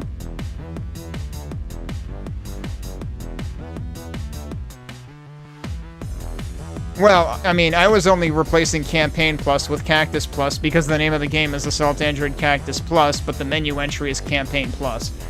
It's Campaign with a plus on it. But yeah, no, this is straight up, like, my favorite twin-stick shooter. And I absolutely... like, this was the earliest game that really turned me on to, like... some indies are really, really cooking, holy shit.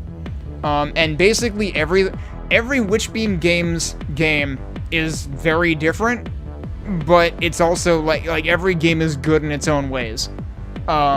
This and Tempopo have the same designer on board, and actually, fun fact, the main level designer for Tempopo, which is like a puzzle game, but it's like, the gimmick is like you create music, by, like, rescuing these Tempopos, these creatures. I think that's actually what they're called. And then you, like, repopulate the world with them. And, like, there's like, I think there's, like, one biome for each season, basically, and you get to, like, I think you get to create, like, a song for each season or something. Anyway, what I was going to say was the main level designer for Tempopo is literally one of the mods of the Assault Android Cactus Discord who has speedrun the game. So, like, Moonspod is their handle that they go by. They went on to actually do level design for two games later down the road in Witchbeam's release history. Their game immediately after Assault Android Cactus was Unpacking, which you may have heard mentioned before. It also got a lot of awards for things. I think all their games end up getting awards for, like, accessibility and possibly sound design and or music. They're Australia-based, so, like, they tend to get, like, awards for us, like, in whatever Australia game thing happens. Or things, plural. But yeah. Also, the composer for this, Jeff Van Dyke, is a really cool dude. I did a arrangement of the covers, I did a cover of the title theme to this game on piano. It's really the only, like, high-effort, full-blown piano arrangement I ever did. But apparently he saw it and, like, said nice things about it on Facebook. So that was cool of him to do.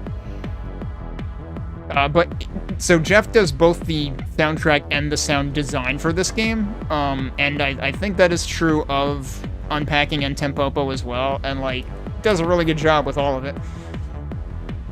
Alright, let's play the control map so you can see the fun gimmick to this map. Like, each map does something different. It does something unique.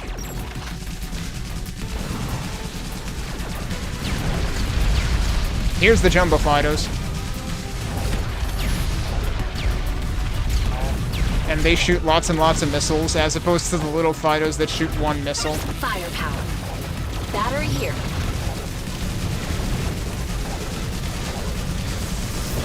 Accelerate.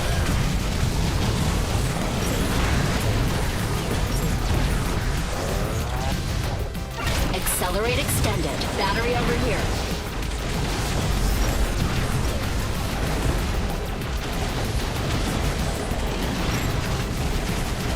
So there are technically 3 of these things. I don't often bother with the top left one. Firepower. Battery here. And also, there's something to be said for not moving around too much Shut down. to avoid enemies getting, like, too spread out. Battery up. Accelerate.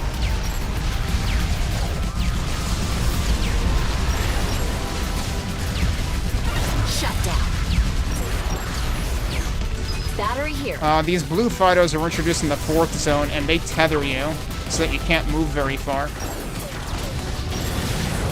Firepower. Accelerate. Yeah, those are tanks full of mines. Battery up. Accelerate extended.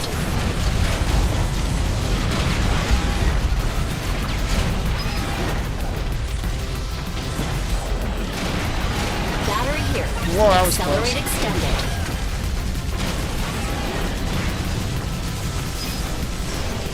Shut down. I'm rocking. Accelerate extended. Battery over here. Firepower. Accelerate extended. Shut down. Probably didn't want to do that. Oh, it got him. Nice.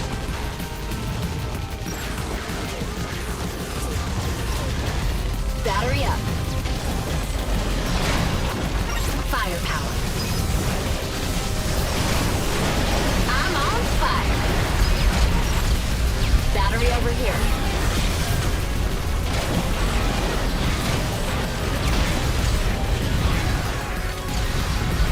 Shut down. Firepower. Battery up. Shut down. Firepower extended. Firepower extended. Who's left? Oh, they're down. Okay. All clear. So yeah, things get kind of chaotic. Yeah, I wasn't paying attention to chain at all. But yeah, so the top left one, actually just, like, creates a huge, like, plasma field, which is funny because it's actually, like, a giant version of one of the character's secondary attacks. Incidentally, like, the character that I started out gravitating to one character really hard, and it's arguably a bad idea because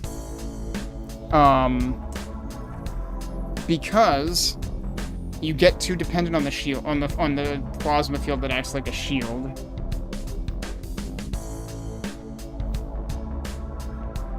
So I'm realizing, did I miss a message in my overlay earlier from Gambit? Oh yeah, it was way early. Sorry for totally missing that. Dead Zone Rogue.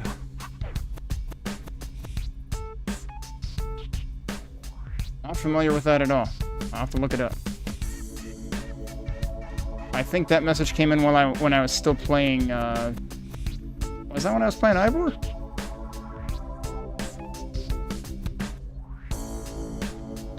Have I seen this game before? I mean, it's a roguelite, so I probably wouldn't really do it, but...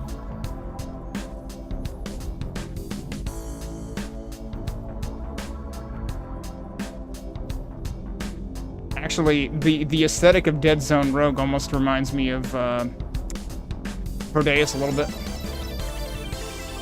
But yeah, apologies for totally losing track of that message with everything else going on. It would be really cool if you had this except with no dodge and much lower damage on your weapons, and like, why would you want that? You're describing slaughter maps now.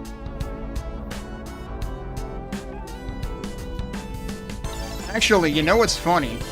You know, you can technically do kind of that, at least in terms of the, like, maybe not 5x more enemies, but you can make the enemies tankier and probably add more enemies, because when you play multiplayer, like when you play co-op, it scales up the enemies depending on how many players that you're playing with. You hate slaughter. Okay, good. Yeah, that's the boat that I'm in. Although I mean, like, your maps do get pretty busy, but it's a little bit different in Relentless Frontier with the types of enemies. Is it in collections? It's collections and EX options. These are things you technically need to unlock. I've already unlocked them. I literally can't get more credits. I've counter-stopped with how much I played the game. But anyway, one of these modes... not that one.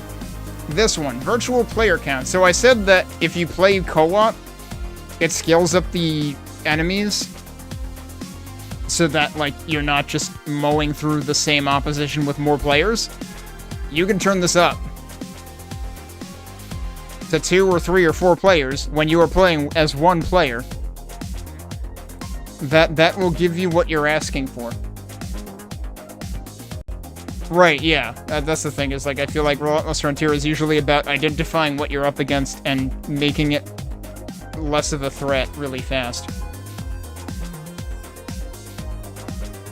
I think a meme that people liked to do with this in the community was they would turn on virtual player count 4 and they would try to play, I think it was the Centrifuge map, which is the first map in the fifth zone, specifically. Let me show the other character that I'm talking about, because actually, like, as a boomer shooter fan, you will like this other character that I'm talking about anyway. Which is Coral. And Plasma Field is her secondary. Sweet. And this is a character that I played a lot of when I was starting out in the game, but I became too dependent on her Plasma Field, because, like, if you build up a hard dependency on her Plasma Field, you will not learn how to dodge, because it can effectively replace that. What level would I like to do with her? Like, I'm thinking probably one of the ones from the first... Yeah, let's go ahead and do Turbine. I mean, I could do Centrifuge. It probably wouldn't go well. But, like, she can one-shot a lot of things. She is actually good for scoring, because in addition to the chain mechanic, there is a burst mechanic. Battery up. Or surge, rather. Chain surge. So you can see that kind of, like, pushes them away and then constantly damages them. Shut down. But, so the chain surge happens when you kill multiple enemies within a very short span of time. Here. It's like a quarter of a second or something. And the shotgun is really good at that. There's one other character who has a gun that's really good for that. Firepower. But the risky run is if you whiff, Weapon maximum. you're probably going to Battery up. drop chain.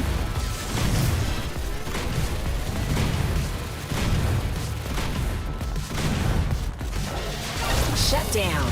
I almost dropped it right there, because I had meant to shoot Battery first, over but I here. accidentally swapped too early. Firepower. Out of my way. Accelerate. Battery here.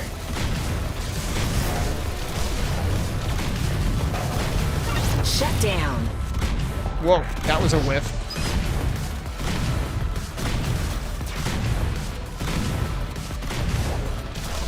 Battery over here. I'm gonna assume I dropped chain, like, early. I was fun. not paying attention to it. Yeah, I did. I actually had it going pretty well at the end. Does the shotgun resume reloading when you swap? Like, does it carry? I think it prevents you from swapping until the full cycle happens, actually. Let me test that, because I think that's what actually happened to me that time that I swapped. No, it doesn't. Okay. Let me actually pay attention to that, because I forget. Shut down. Battery here. I honestly cannot tell.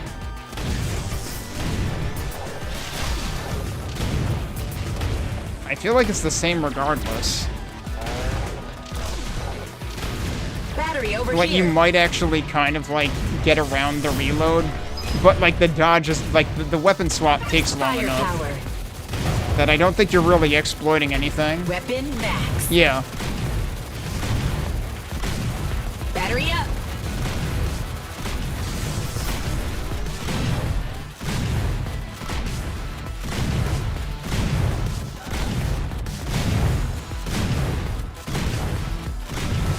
Keep it going. Firepower.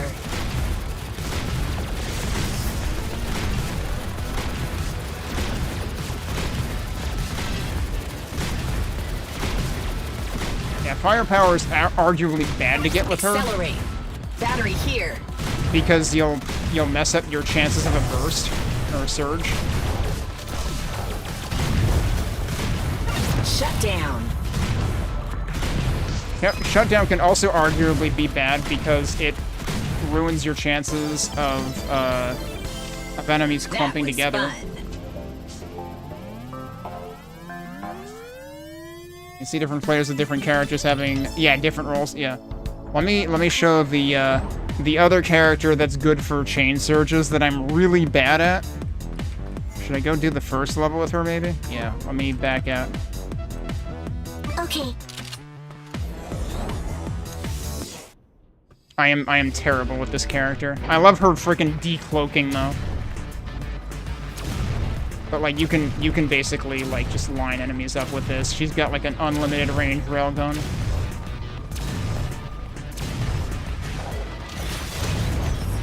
And her secondary is propeller mines. Whoops, I didn't mean to do that. Accelerate.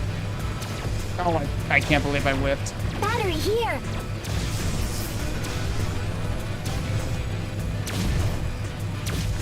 I think I whipped again.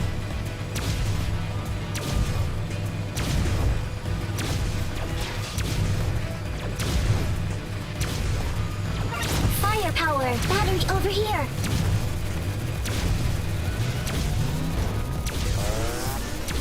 Yeah, that is, if you're gonna lose chain somewhere on this level, it's gonna be like at that transition.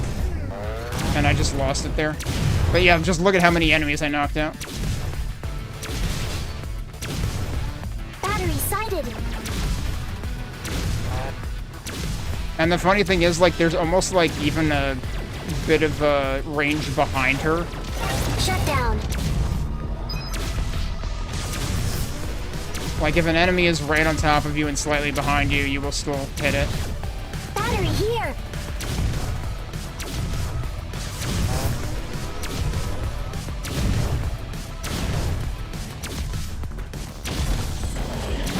He took 2 shots.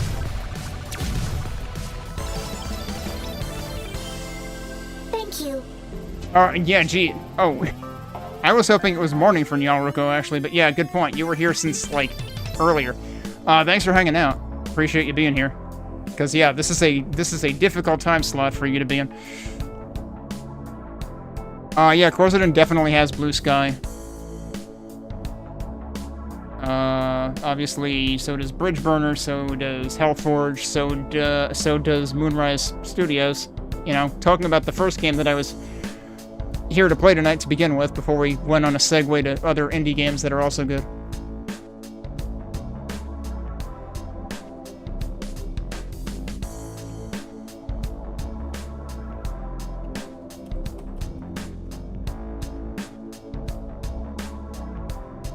Moon Muse, sorry. I knew I got that.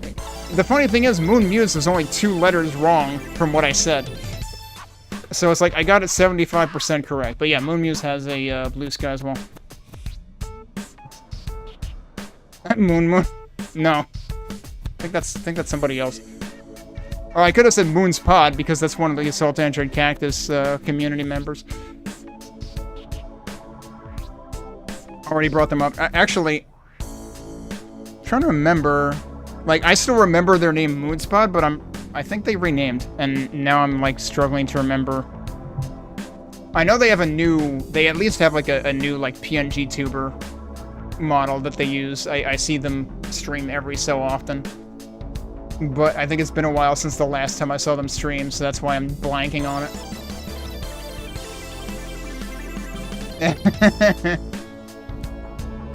But yeah, thanks again, Yalruko. Hope you have a good sleep. I can't even say a good night because it's probably like 6 a.m. or later there. Because I know, like, I always have, like, terrible timing if I come and watch your stream, like, right after I finish work, because that's, like, right when you should be, probably, calling it.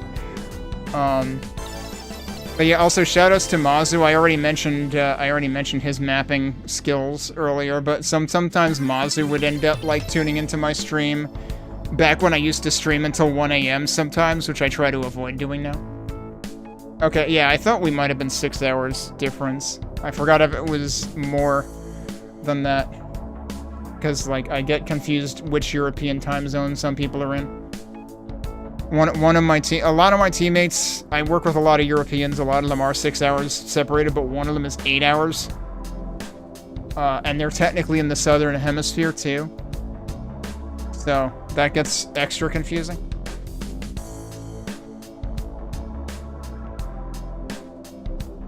But, yeah. I'm gonna probably call it now anyway. But, yeah. IVOR demo is playable. Anyone can download it now on either itch or Steam, so definitely look at that. Relentless Frontier, go ahead and look at that one too. Assault Android Cactus. I don't think Assault Android Cactus has a demo anymore. I did originally discover Assault Android Cactus on, I'm pretty sure, Xbox 360 via a demo. That was how I learned of its existence back in like 2015 or so. I don't think it has one anymore, unfortunately, but, I mean, it has been 10 years since then, so I can't exactly blame them.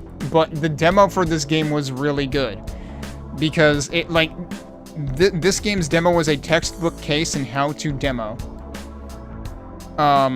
Because it gave you, let me kind of, like, explain what it gave you. It gave you the tutorial level, which is this.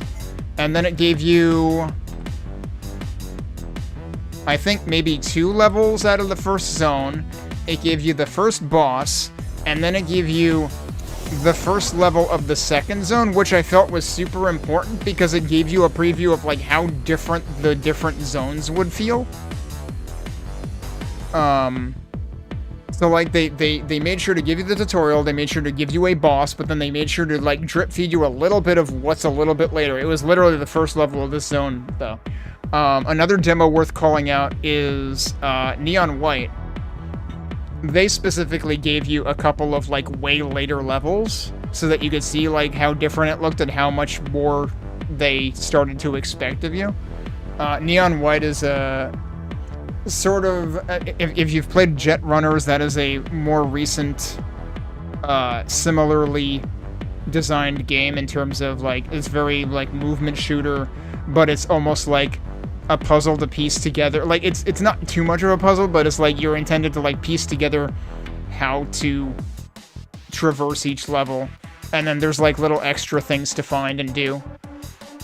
Neon White is excellent. Jet Runner seems pretty good too, and, like, the time that I played the Jet Runners demo, quite a few people showed up in chat that were just, like, excited about the game.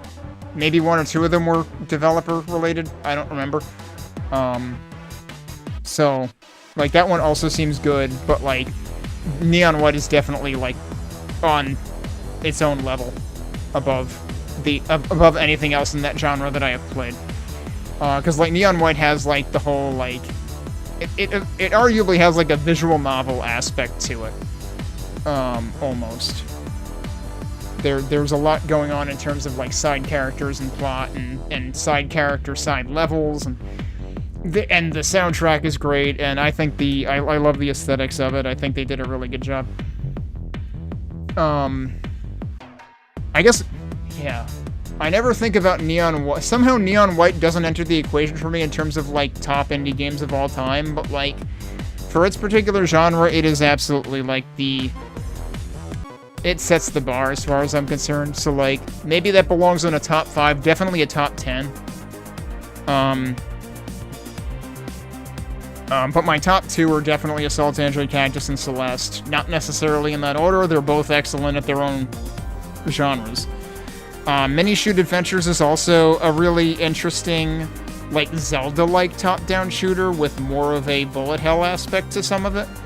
I really didn't like the end of the game. The end of Mini Shoot Adventures literally knocked it down a peg on my list. Otherwise, that easily would have been top 3. It might still be top 3 anyway, but I mean, in terms of top-down shooters, it's probably still top 2. The reason I really like Mini Shoot Adventures is it basically does what I wish Operation Logic Bomb would have done on Super NES. Operation Logic Bomb is a very short, but very cool top-down shooter by Jaleco. It's actually the third in the Ikari no Yosai series, the first of which was Fortified Zone for Game Boy. The second one never released here. But Operation Logic Bomb has progression in the form of, like, weapons and stuff. So, like, they could have gone full-blown Metroidvania, but it is a completely linear game. Did it spawn a spring-loaded boxing glove out of your monitor to punch? Not literally, but sort of. In a sense. I'm not going to get more specific because it would kind of spoil things.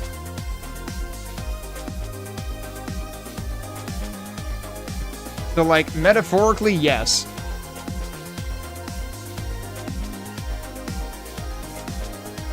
It did a thing that I don't agree with games doing for the heck of doing it. I'll put it that way.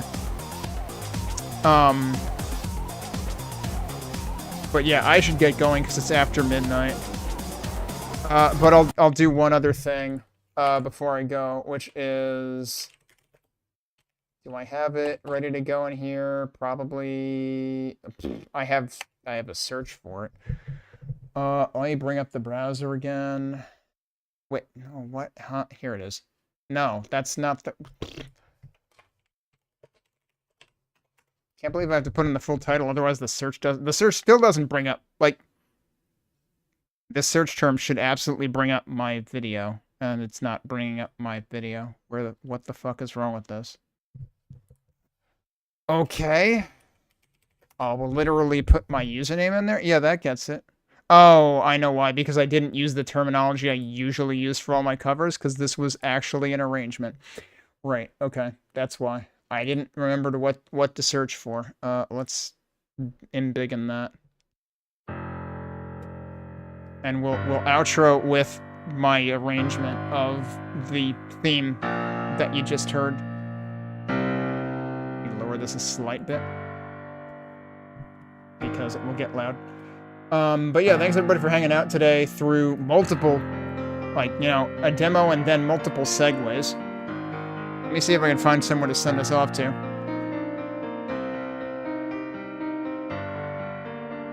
Captain Clever's about to end stream too, so not there. I could continue the indie game segueing and send us to Jitsbo, who's always doing game dev. That might be where I send us. Which game is he working on today? Oh, it's still Kook, okay. I think I mentioned Kook earlier, actually. Yeah. Jitsbo, of course, also has done a few Quake maps. So I think I stumbled across him in the Quake community, or like he caught one of my streams maybe or something. But yeah, he's working on 2 games. Kook is getting most of his like game dev stream time. But he also has Fist of the Forgotten, which does have a demo that I did play. I assume it still has the demo. But yeah, Kook, when I started playing with the weapons models centered in IVOR and I saw the centered crossbow, I just thought of Kook for some reason. Kook has, like, probably a bit of steampunk going on to it. Also a bit of, like, MC Escher going on to parts of it. It's doing some interesting stuff with, like, physics and mechanics in some spots. So Kook is going to be an interesting one to see. I hope there will be... I mean, I'm sure he's contemplating a demo at some point.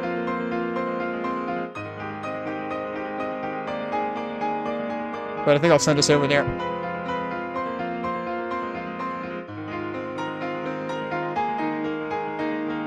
But I should probably wait until the arrangement ends.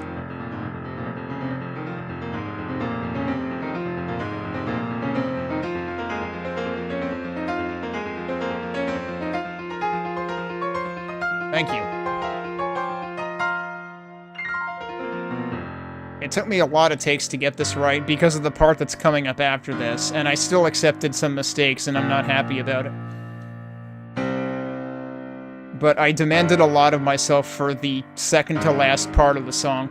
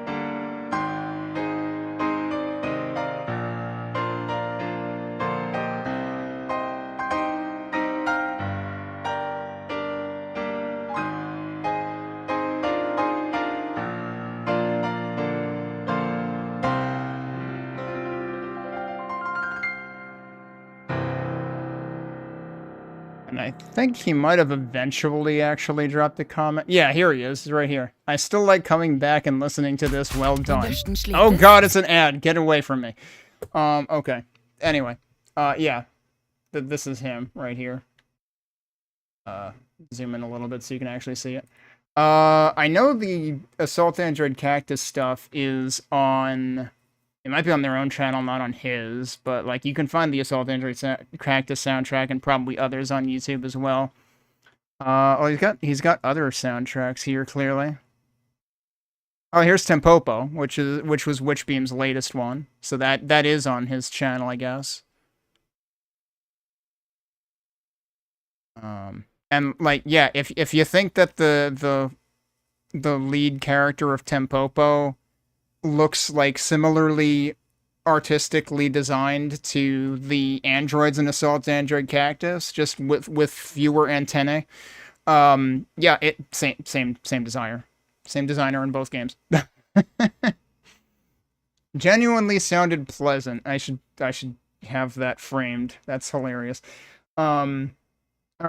But yeah, thanks everybody for watching. I will send this off to Jitsbo since he is still doing things.